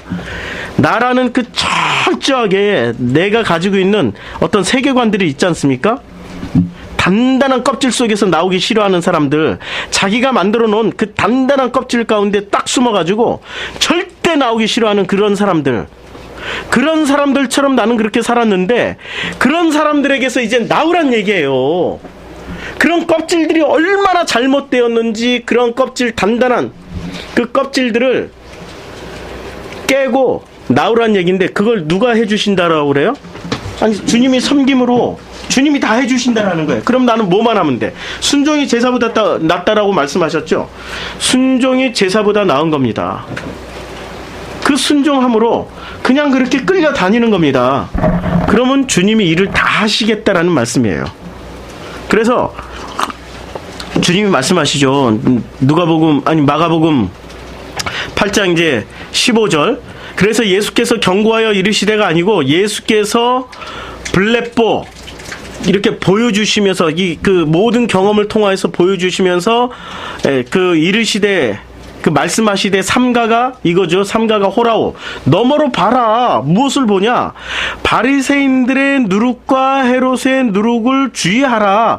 왜냐하면 경고하여 이르시되가 이게 이제 상략된 게 있죠. 너희 안에 내가 선별해서 넣어놨다. 그것을 너머의 눈으로 보고, 그리고 그것을 통하여서 바리새인들과 헤롯의 누룩과 따로 떨어져 가지고 그것을 보라 이거예요. 그러니까 제자들이 이걸 알아듣습니까? 우리도 못 알아듣는데 제자들이 무슨 대단한 수준의 사람이 아니라니까. 우리 제 설교를 듣는 분 중에는 대학 출신이 많잖아요. 우리는 대한민국 사람은 최소한 고등학교 다 졸업했잖아요. 근데 제자들 수준이 지금 베드로 고등학교 졸업했습니까? 고졸 아니라 초등학교도 졸업 못한 것 같아.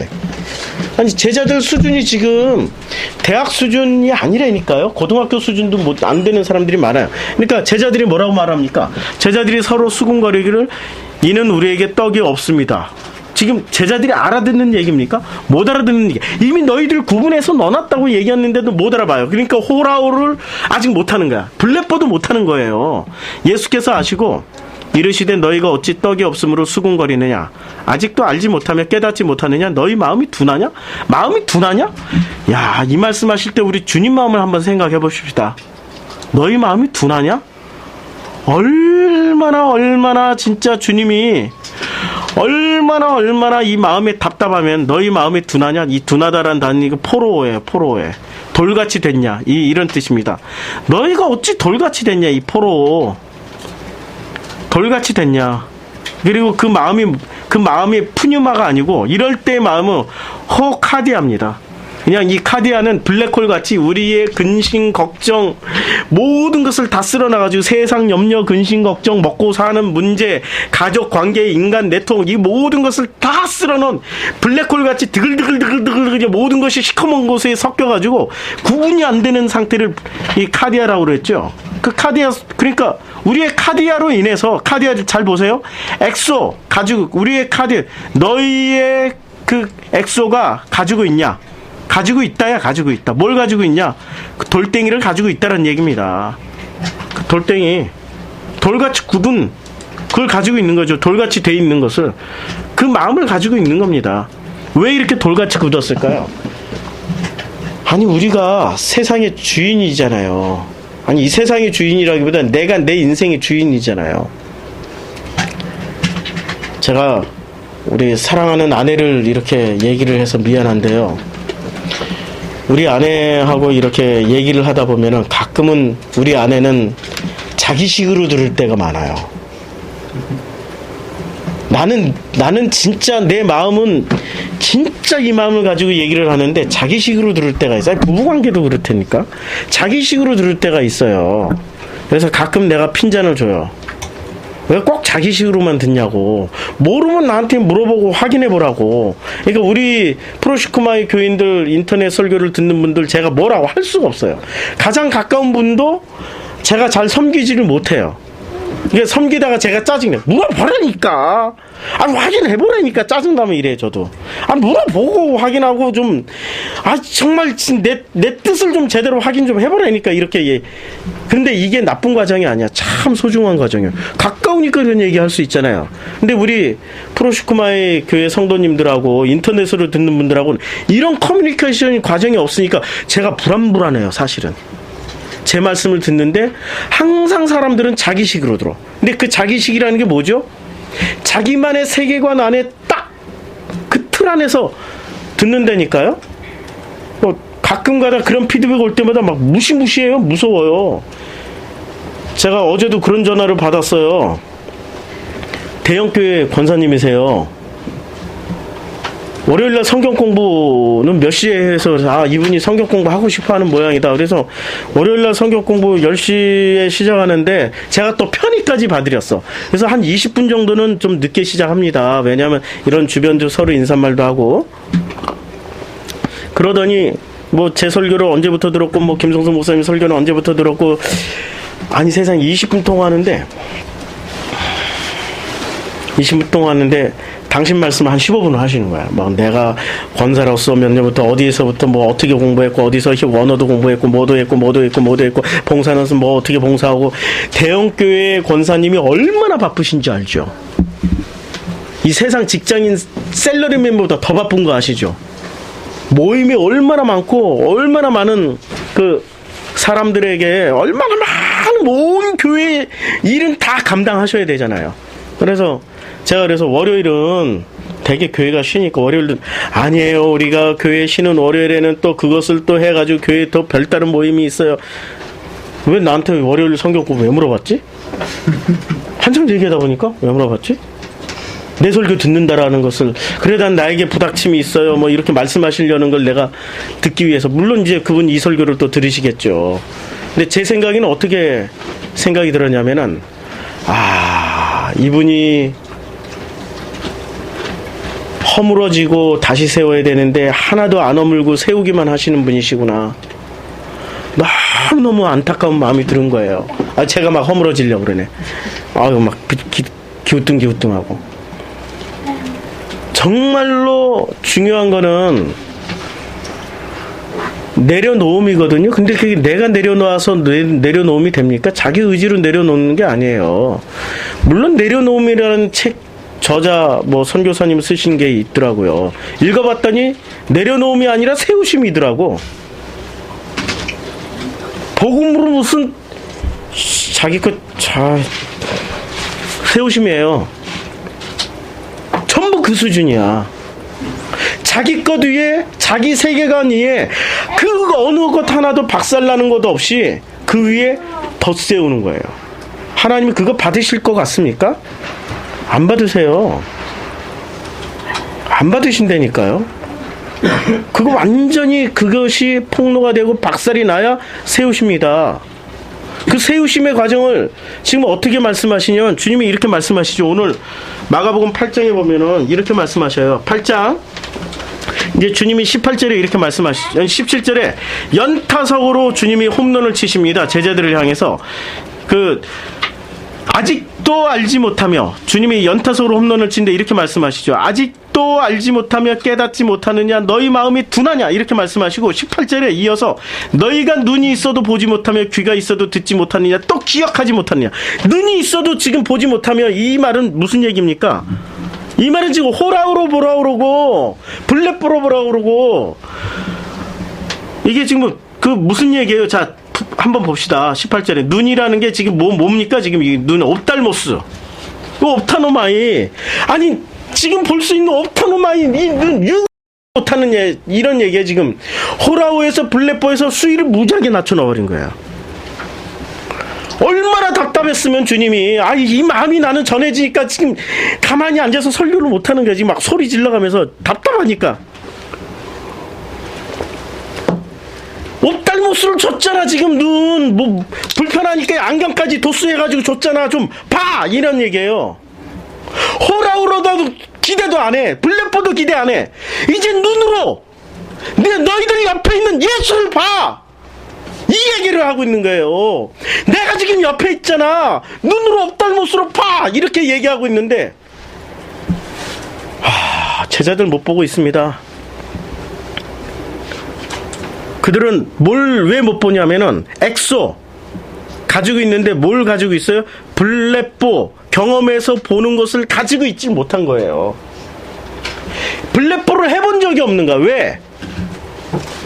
모든 것을 블레뽀가 되려면 어떻게 되냐면 자기 것이 박살나는 순간부터 블레뽀가 되는데 아무것도 박살낸 적이 없는 거예요. 아무것도. 자기만의 세계관, 자기만의 색안경. 제가 미개 사회와 선진 사회를 저는 이렇게 구분합니다. 여행을 하면서 경험을 했어요.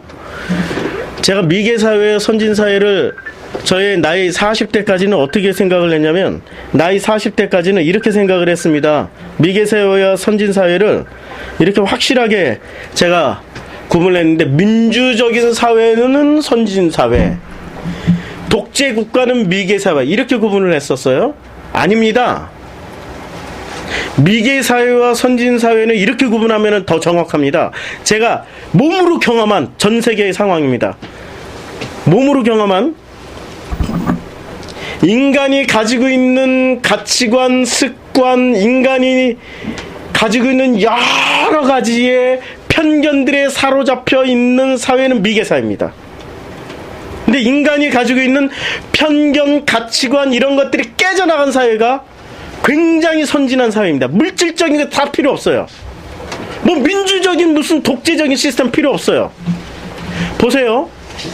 사람을 죽이는 이유가 선진 사회일수록 이 인간에게 서로 합의된 합리적인 법 절차에 의해서 죽이고 살리고 해요. 판결을 내리죠.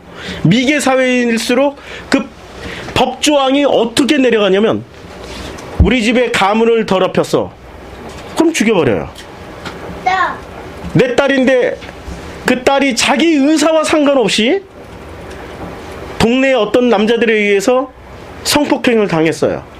그러면 그 딸은 아니 자기 의사와 상관없이 힘이 딸려서 그렇게 된 건데 어떻게 죽여버려요. 가정의 자기 가문의 명예를 지킨다고. 이게 지금 일어나고 있는 일이라니까. 지금 이 세상 안에서 일어나고 있는 일이에요. 어디서? 이슬람 사회 안에서. 그냥 죽이는 게 아니에요. 잔인하게 죽여요. 돌로 때려 죽이고 목 잘라 죽이고. 자기 딸을 자기 손으로 아버지가 오빠들이 자기 명예를 위해서 자기 명예를 위해서. 그건 미개 사회예요. 그리고 결혼식을 한번 하면은 뭐 결혼식은 반드시 어떻게 해야 돼. 막. 반드시. 어제 우리 친구들하고 모여서 그런 얘기했는데 주례사를 우리 한국 사회가 얼마나 짧은 시간 안에 많이 변했냐면은 옛날에는 주례사는 반드시 있어야 돼. 요새는 주례도 없이 결혼식 하는 데가 많더라고 얘기를 하더라고요. 주례를 많이 나가는 친구, 이 교수 친구가 있거든요. 근데 그 교수 친구가 요새는 주례 없이도 결혼식 하더라. 어떻게 하냐? 물어봤어요. 그랬더니 자기네들이 무슨 이렇게 서약서 써가지고 와서 서로 읽고 나누는 시간으로 오히려 그게 더 감동되고 좋던데? 그런데 어떤 사람들은 주례사를 돈 주고 사서라도 가짜 주례자들을 또 세우기로도 해. 그러니까 공존하고 있는 사회라고 얘기를 하는 거죠. 한국 사회는. 근데 이런 것까지 다 무너져야 돼, 사실은. 그런 게 뭐가 필요해요? 아직도 제가 뭐가 필요해라고 묻는데 그래도 필요하지라고 생각하시는 분들은 자기만의 그 세계관이 명확하게 있는 분들입니다. 하나님 만나기에 정말 힘드신 분들이세요. 법이 있는 분들, 습관이 있고 관습이 있고 자기만의 가치관이 뚜렷하게 있는 분들은 하나님 만나기 너무 힘들기 때문에 하나님도 그분을 만나기가 거꾸로 하나님이 그분을 나기 너무 힘드시니까 하나님이 그 가치관을 박살을 내십니다. 진짜로 사랑하시면 박살을 내고 들어가시는 그런 일을 하십니다. 그러니까 그런 분들은 눈이 있어도 옵달모스가 있어도 블레뽀라는 경험을 가지진 못했기 때문에 옵달모스로 보질 못하는 거예요. 경험 못 보는 겁니다. 옵달모스 우리의 눈으로. 그러니까 호라우는 것을 어떻게 보려면은 우리의 옵달모스로 우리가 가치관이 박살나고 내가 정말로 바닥이 난 자리에서 하나님을 보게 되려면 하나님 박살 박살을 내십니다. 대표적인 사람이 욥 아닙니까? 욥이 하나님 안다라고 그랬잖아요. 의인이라고 그랬잖아요. 근데 그 욥이 하나님 앞에 하나님 뺏어간 거죠? 맞죠? 사단이 뺏어갔나요? 하나님 뺏어갔나요? 한번 확인하고 넘어갑시다. 사단이 뺏어갔어요? 하나님이 허락해서 뺏어간 거예요? 하나님 허락해서 하나님이 왜 뺏어가요? 우리 생각에 하나님 절대 안 뺏어가니까 사단이 다 했다고 막 사단한테 책임 돌리는데 아니라니까? 하나님이 치고 들어오세요. 하나님이 우리를 박살내고 들어오신데 그게 은혜예요. 얼마나 박살나고 있습니까? 그게 은혜라니까. 우리가 그만큼의 하나님의 섬기심을 받는 거예요. 하나님의 섬기심을 무슨 내가 잘 되는 쪽으로 아니라니까. 하나님의 섬기심은 내가 안 되는 쪽으로 하나님은 나를 섬겨버리세요. 왜냐하면 내가 가지고 있는 세계관과 내가 가지고 있는 편견과 내가 가지고 있는 그 오만 잡다한 것들이 하나님을 눈 뜨고 못 보게 만드니까. 하나님이 옆에 있어도 그 배 안에 같이 타고 있어도 떡이 없는데요? 이딴 소리나 하고 있고, 우리 안에 넣어줬는데도 그걸 호라우도 보지 못하고 블랙보로도 못 보고 선별해서 넣어줬는데도 내가 떡이 없는데요. 그러니까 주님이 지금 크게 2번이나 혼내시잖아. 돌같이 굳어진 놈들아, 너희가 눈이 있어도 어찌게 보지 못하고 귀가 있어도 듣지 못하느냐. 지금 그 17절 18절을 통해서 2구절을 통해 가지고 완전히 주님이 지금 혼내고 계시잖아요. 그게 복이죠. 지금 혼나고 있는 게 복입니다. 그리고 또 어떻게 하고 있습니까? 아코 듣는데 자기 귀로 들어버리는 거예요. 그러니까 에코 우 아코 듣지 못하느냐. 듣는 귀가 없다는 얘기야. 지금 에코라는 게 가지고 있다라는 거니까. 그리고 우 왜 기억하지 못하느냐. 지금 우 3번 썼어요. 우가 절대 부정 우. 이거는 그 무엇과도 2번만 썼으면은 이게 부정이 돼서 긍정이 되는데 3번 썼으니까 부정이 돼버려가지고 완전 부정이 되는 거예요. 이게 무슨 얘기죠? 철저하게 자기 관점, 자기의 시각, 자기의 매뉴얼을 가지고 하나님을 안 보고 있는 제자들을 꾸짖는 장면입니다. 그 꾸짖으면서 주님이 이제 명언을 남기십니다. 이 절대 깨닫지 못하는 이 제자들에게 명언을 남기시는데, 이제 그 19절부터 21절까지 주님이 증거물을 보여주십니다. 이들이 표적을 구했잖아요. 근데 그 표적을 실제로 보여주세요. 어떤 표적을 보여주시냐면 8장 19절부터 내가 떡 5개를 5,000명에게 떼어줄 때 조각 몇 바구니를 거두었더냐 이르되 12리니이다. 12광주리를 거두었어요. 그 다음에 또 7개를 4,000명에게 떼어줄 때 조각 몇 광주리를 거두었더냐 이르되 7이니이다. 이렇게 말씀하고 있죠. 이 7이라는 이 뜻이 굉장히 중요합니다. 이 12, 지금 그 7을 지금 표현하셨잖아요. 12는 어떤 숫자입니까? 기본적으로 이스라엘의 12지파죠. 그리고 야곱의 12아들들이죠. 그리고 12제자들이죠. 12이라는 건 굉장히 긴밀한, 그리고 12의 특징은 뭡니까? 아주 긴밀한 사이예요. 아주 긴밀한 사이. 예수님과 아주 긴밀한 12명, 야곱과 아주 긴밀한 12명, 이스라엘의 구성요소 12명, 성전에서 제사 드릴 수 있는 자격 12명, 12명이 돼야 성전에서 제사 드리고 12명이 돼야 아들들이 되고 12명이 돼야 제자들이 되는 거죠. 그럼 12의 숫자는 뭐죠? 제사 드릴 자격이 되는 그 사람의 숫자고, 그 12이라는 건 아들이 되는 숫자고, 12이라는 건 예수님 옆에서 배울 수 있는 그 특권을 누릴 수 있는 숫자죠. 그러니까 12이라는 숫자를 주셨다라는 것은 이 글을 읽고 깨달은 사람은 뭐가 되는 겁니까? 12 안에 들어가는 거야. 아들이 되고 제자가 되고 예배 드릴 수 있는 자격이 되는 사람들이 된다는 얘기예요. 12이 안 되면 주님 다 무시해버리십니다. 그거 어디서 나와요? 마태복음 5장 1절에 그 수많은 무리들 중에 주님이 제자들만 딱 따로 선별해서 산상수훈을 말씀하세요. 마가복음에도 이런 장면이 나와요. 마가복음 3장에 보면은, 마가복음 3장 몇 절이냐면 그 3장 13절부터 나옵니다. 3장 13절부터 예수 또 산에 오르사 자기가 원하는 자들을 부르시니 나와왔어요. 이에 12를 세우셨으니 자기와 함께 있게 하시고 또 보내사 전도도 하며, 그리고 12를 세우시는데 그 12를 세울 때 주님이 어떻게 세우십니까? 누가 원하는 거? 하나님 장신이 원하는 자들을 부르셔요. 그리고 나와야 돼요. 그러니까 이 12이라는 숫자는 주님이 불러서 세운 특별 숫자입니다. 무슨 14만 4천 명? 그딴 거 필요 없다니까, 14만 4천 명. 12명 안에 들어가는 게 우선순위지. 무슨 14만 4천에 들어가지고 14만 4천이 더 널널하고 넓으니까. 아니, 12명보다 경쟁률이 좀 낮잖아, 사실은. 그렇잖아요. 12대 14만이면은 14만 4천이면, 와, 완전 경쟁률. 14만 4천이면 그냥 이렇게 누워서 이렇게 자다가도 일어나가지고 막 딴짓 하다가, 그래, 마지막 죽는 순간에 예수님 이름 한번 부르면 구원받을 수 있는 그 가능성이 좀 널널해 보이는 게 14만 4천이죠. 그게 우선순위가 아니라니까, 지금 14만 4천이. 12이 먼저 돼야 된다는 얘기예요. 근데 그 12의 의미는 뭐죠? 아들 되라, 제자 되라, 예배 드릴 자격이 되었다라는 그 숫자예요, 12이라는 건. 그래서 이 12이 된 사람들에게 주님이 12광주를 남겼죠? 이게 마가복음 6장에서 12광주를 남겼잖아요. 그 12를 얘기하고 있는 거예요, 12광주를. 12개의 떡으로 너희들을 삼았다, 세웠다, 그런 얘기죠. 그리고 무슨 말씀 하십니까?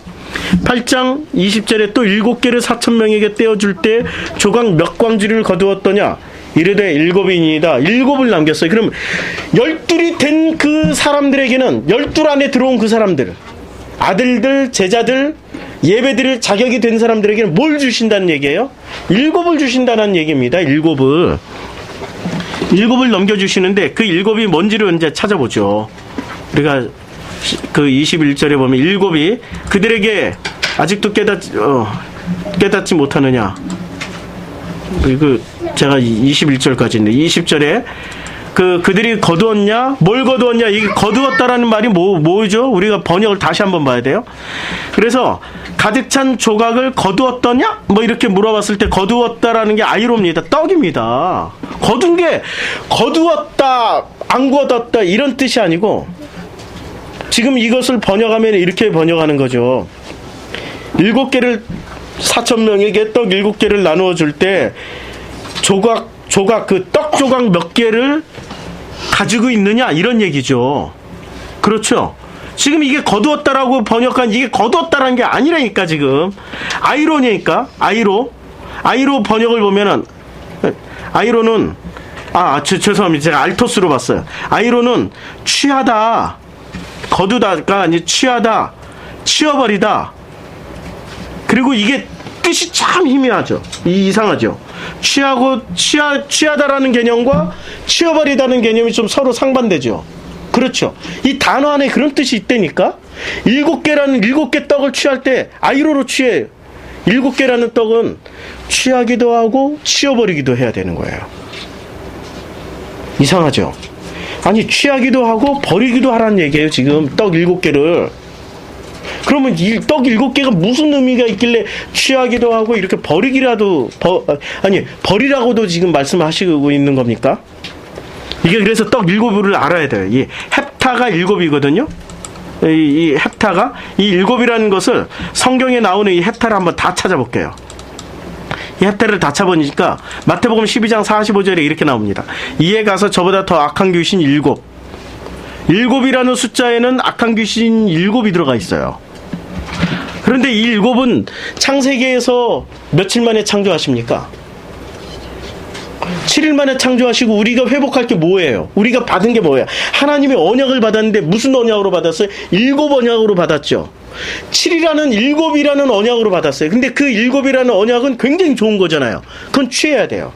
근데 어떤 것도 7이라는 어떤 것도 치워버리라고 그래. 마태복음에 지금 이 헵타가 나오는, 아니 신약 성경에서 헵타가 나오는 제일 첫 번째 구절이 이거라니까.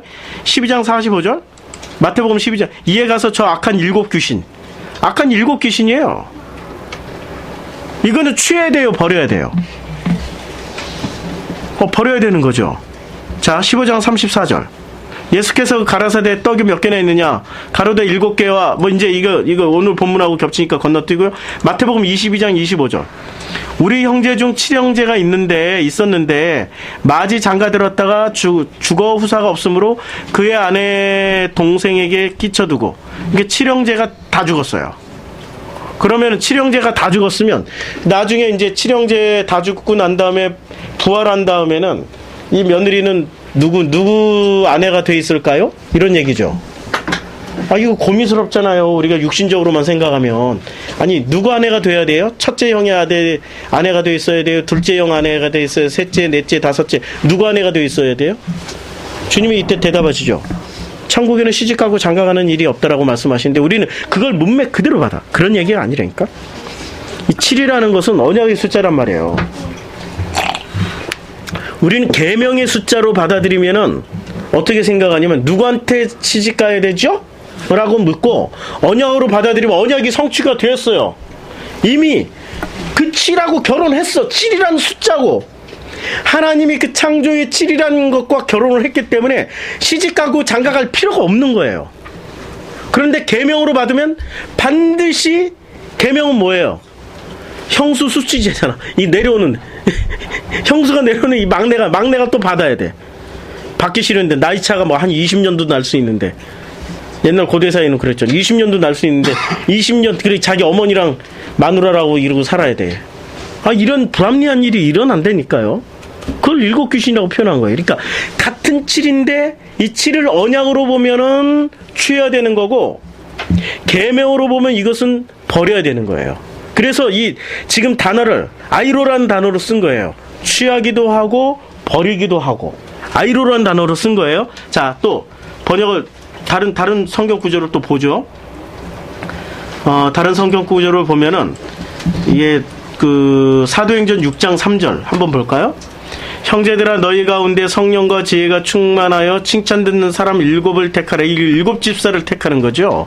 7 집사는 어떤 역할을 하는 거죠? 는 7 집사 안에 예수의 역할과 그리스도의 역할이 다 나옵니다.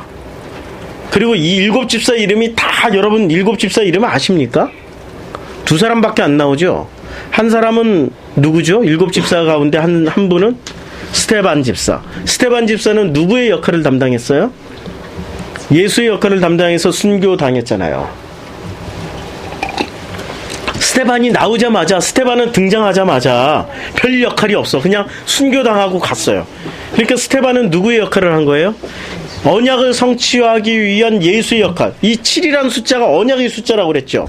그러면 언약을 성취하려면은 그 성취를 위해서 십자가를 져야 될 예수 같은 분이 있어야 돼요. 그러니까 이 7 집사라는 것은 언약을 상징하는 7이고 그 언약은 예수와 그리스도가 다 들어가 있는 거예요. 복음은 뭐예요? 복음은 예수는 그리스도라는 것을 설명하는 게 복음입니다. 그걸 아는 게 복음입니다. 그러면 예수를 대표한 스테반은 죽어야 돼요. 십자가 그래서 순교당했어요. 그 다음에 그리스도를 상징하는 집사 한 분은 누구시죠? 빌립. 그러니까 사도들도 안 가는 사마리아 가서 복음을 막 전해버리잖아요. 복음 전하니까 어떻게 됩니까? 간닥의 내시가 변화되고 사마리아 사람들이 홀라당 뒤집어지고. 그러니까 예수와 그리스도로 말미암아서 7 언약이 성취된다라는 것을 보여주신 사건이 바로 7 집사 선택 사건입니다. 그래서 7 집사를 통해 가지고 예수로 죽고 그리스도로 성취된다. 이것을 지금 보여주고 있는 거예요. 그래서 이 7이라는 숫자는 죽음의 숫자이기도 하고 살아나는 숫자이기도 합니다. 그래서 취하기도 하고 버리기도 해야 된다는 얘기예요. 이것을 좀 더 자세히 시간이 많이 지나가지고 제가 더 설명하고 싶은데 언제 또 설명할 수 있는 기회가 되겠죠? 그래서 이것을 좀 더 자세히 설명하기 위해서 이 7이라는 숫자를 이렇게 공부를 했어요. 이 7의 대표적인 숫자가 뭐냐면 나중에 이 자료는 제가 밴드에 올려드릴게요. 이메일로 보내드리고 밴드에 올려드릴게요. 그래서 자료는 보내드리고 대신에 이제 마지막 가나안 족속 한번 살펴보겠습니다. 이 가나안 족속이 전부 10부족이었죠.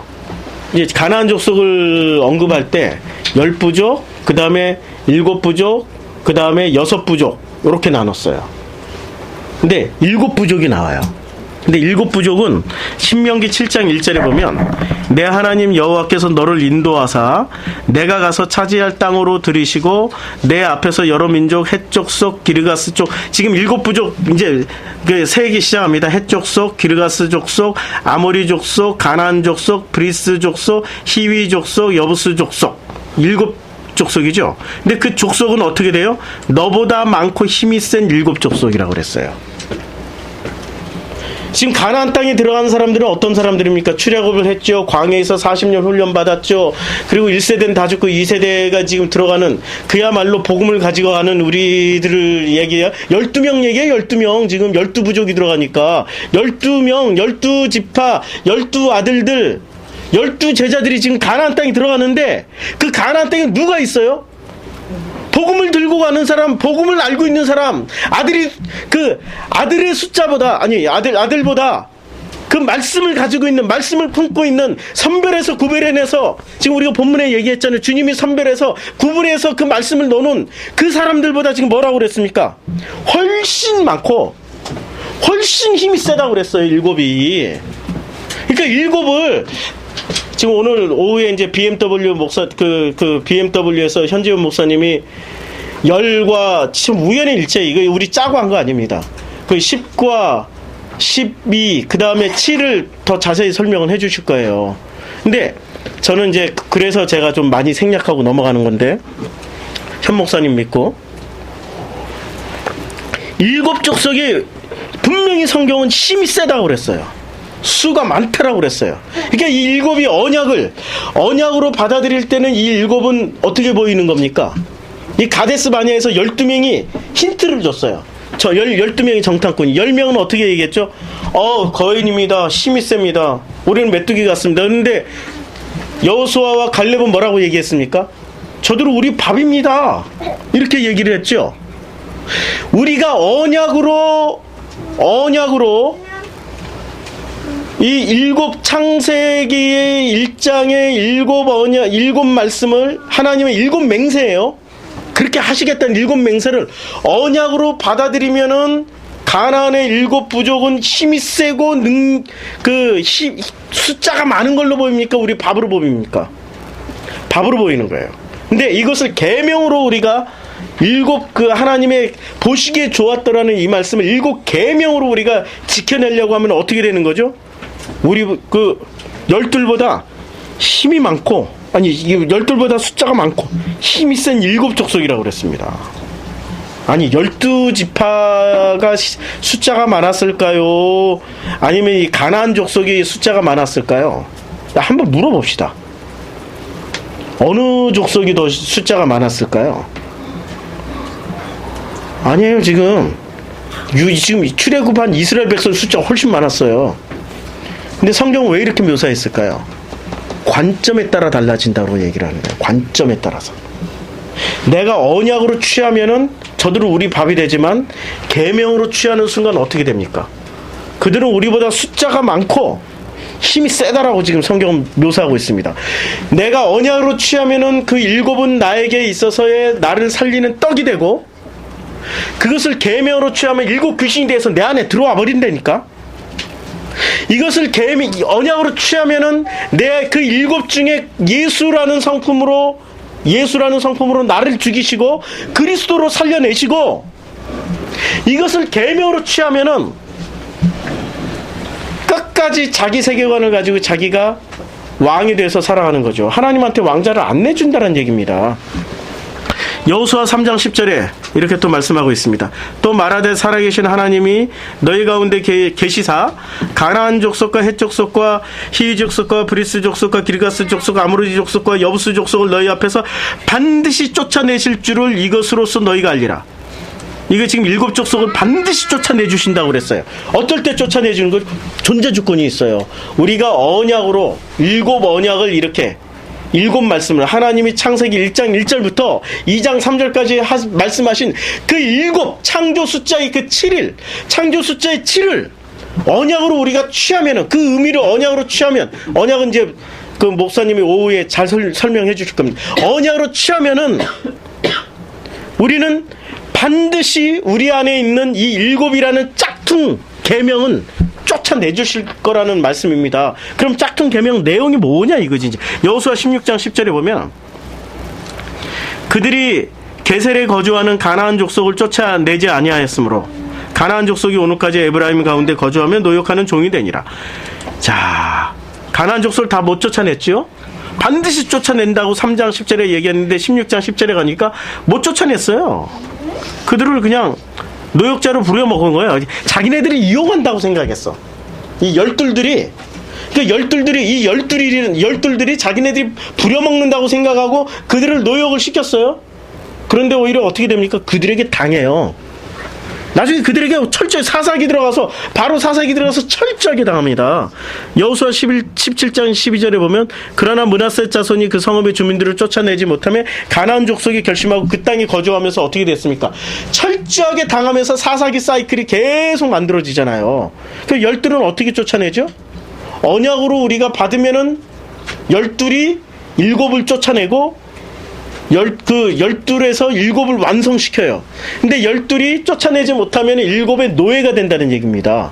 일곱의 노예. 그러면 이 일곱의 내용을 알아야 되잖아요. 이 일곱이라는 게 어떤 내용을 가지고 있냐면 첫 번째가 르바 족속입니다. 이게 그 라파 족속. 이게 이제 히브리어하고 이게 음이 좀 달라요. 히브리어하고 음이 달라요. 그래서 우리가 처음에 얘기했던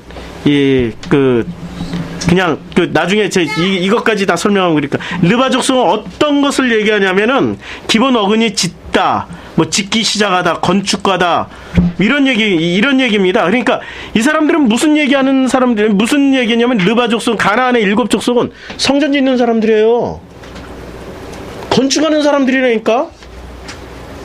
눈에 보이는 성전에 집중하는 사람들이에요. 이걸 성경에서는 주님이 뭐라고 그러셨습니까? 허물어 버릴 것이다. 그리고 다시 세울 것이다 라고 그러셨는데 눈에 보이는 것에 성과물을 내는 사람들입니다. 성과물. 우리가 뭐 몇천억짜리 지어놓고 하나님이 하셨습니다. 할렐루야 아멘하고 그거 보면서 감동받고 많은 기독교인들이 거기 가서 그거 한 바퀴 돌아보고 야 할렐루야 우리 시골에도 저런 교회 하나 짓자. 이렇게 목표점을 말씀으로 돌리는 게 아니라 목표점을 어디로 만드는 사람들입니까?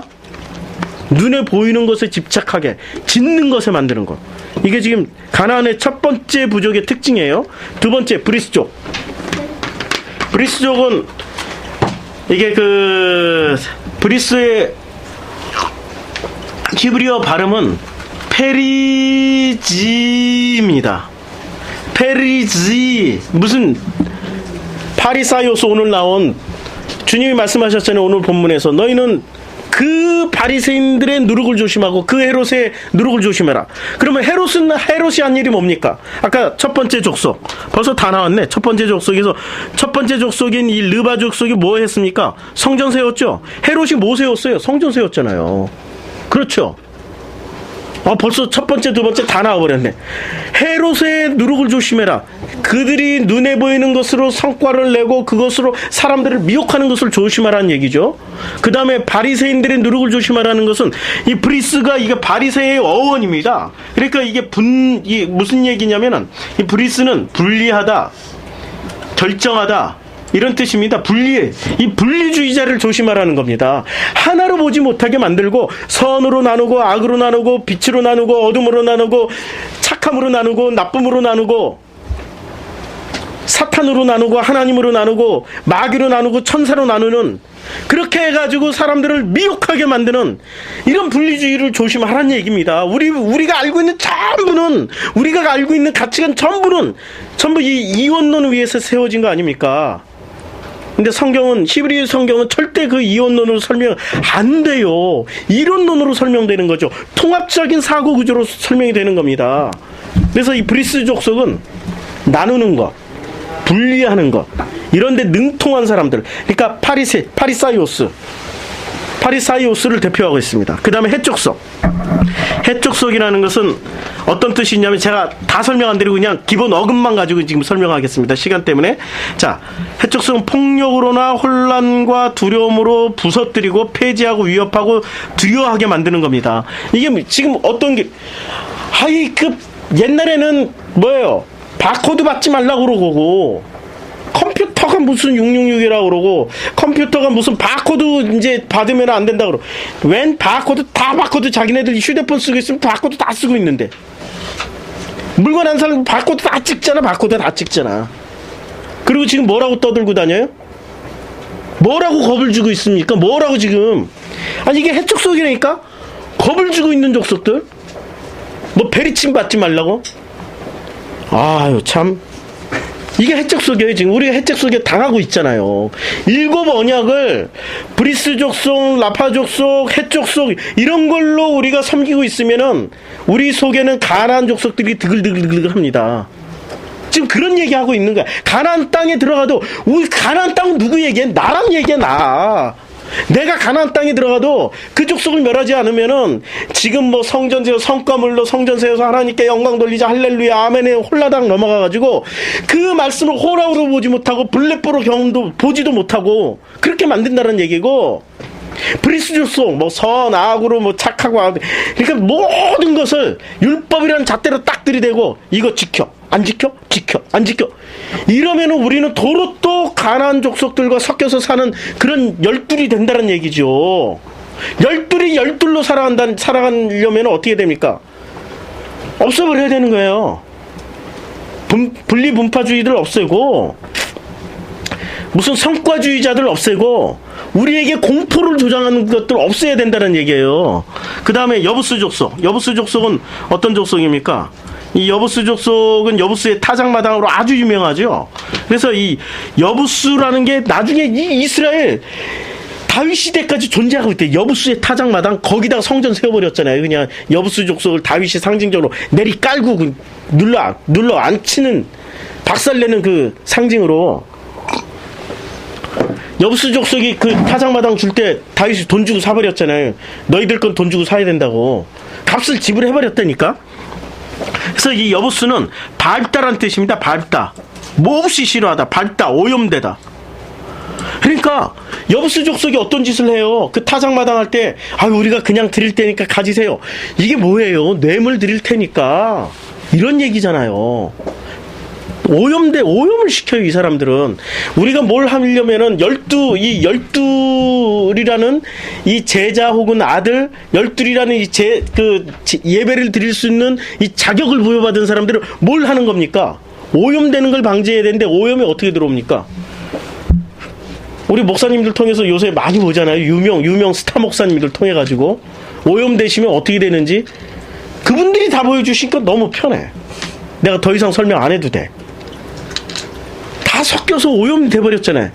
진짜 예수를 말하는 게 아니라 이제 그 다음부터는 설교하면 뭘 얘기를 하겠어요? 그분들이 변명하겠죠. 그게 지금 여부스 족속이 했던 일이라니까. 가나안 땅에서 여부스를 쫓아내지 못하면은 우리는 이렇게 당해요. 지금 그 일곱이 복이지만 일곱을 또 처리를 안 하면은 우리에게 화하고 저주가 됩니다. 사사기 사이클에 들어간다니까.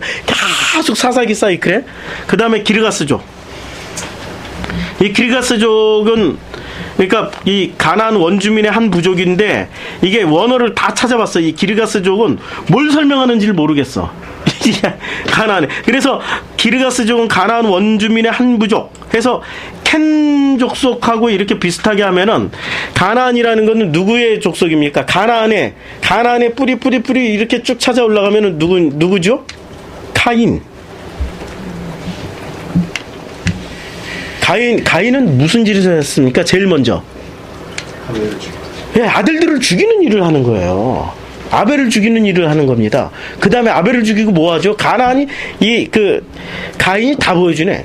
아들을 죽이고 거기다가 자기 아들의 이름을 따가지고 에녹성을 지어버리잖아요. 그렇죠? 12를 죽이고 가짜 12의 자기 아들이니까 진짜 아벨이라는 아들을 죽여버리고 아버지의 아들을 죽여버리고 자기가 아버지가 돼서 성을 지어버리잖아요. 성이 아니고 성전이죠. 그쵸?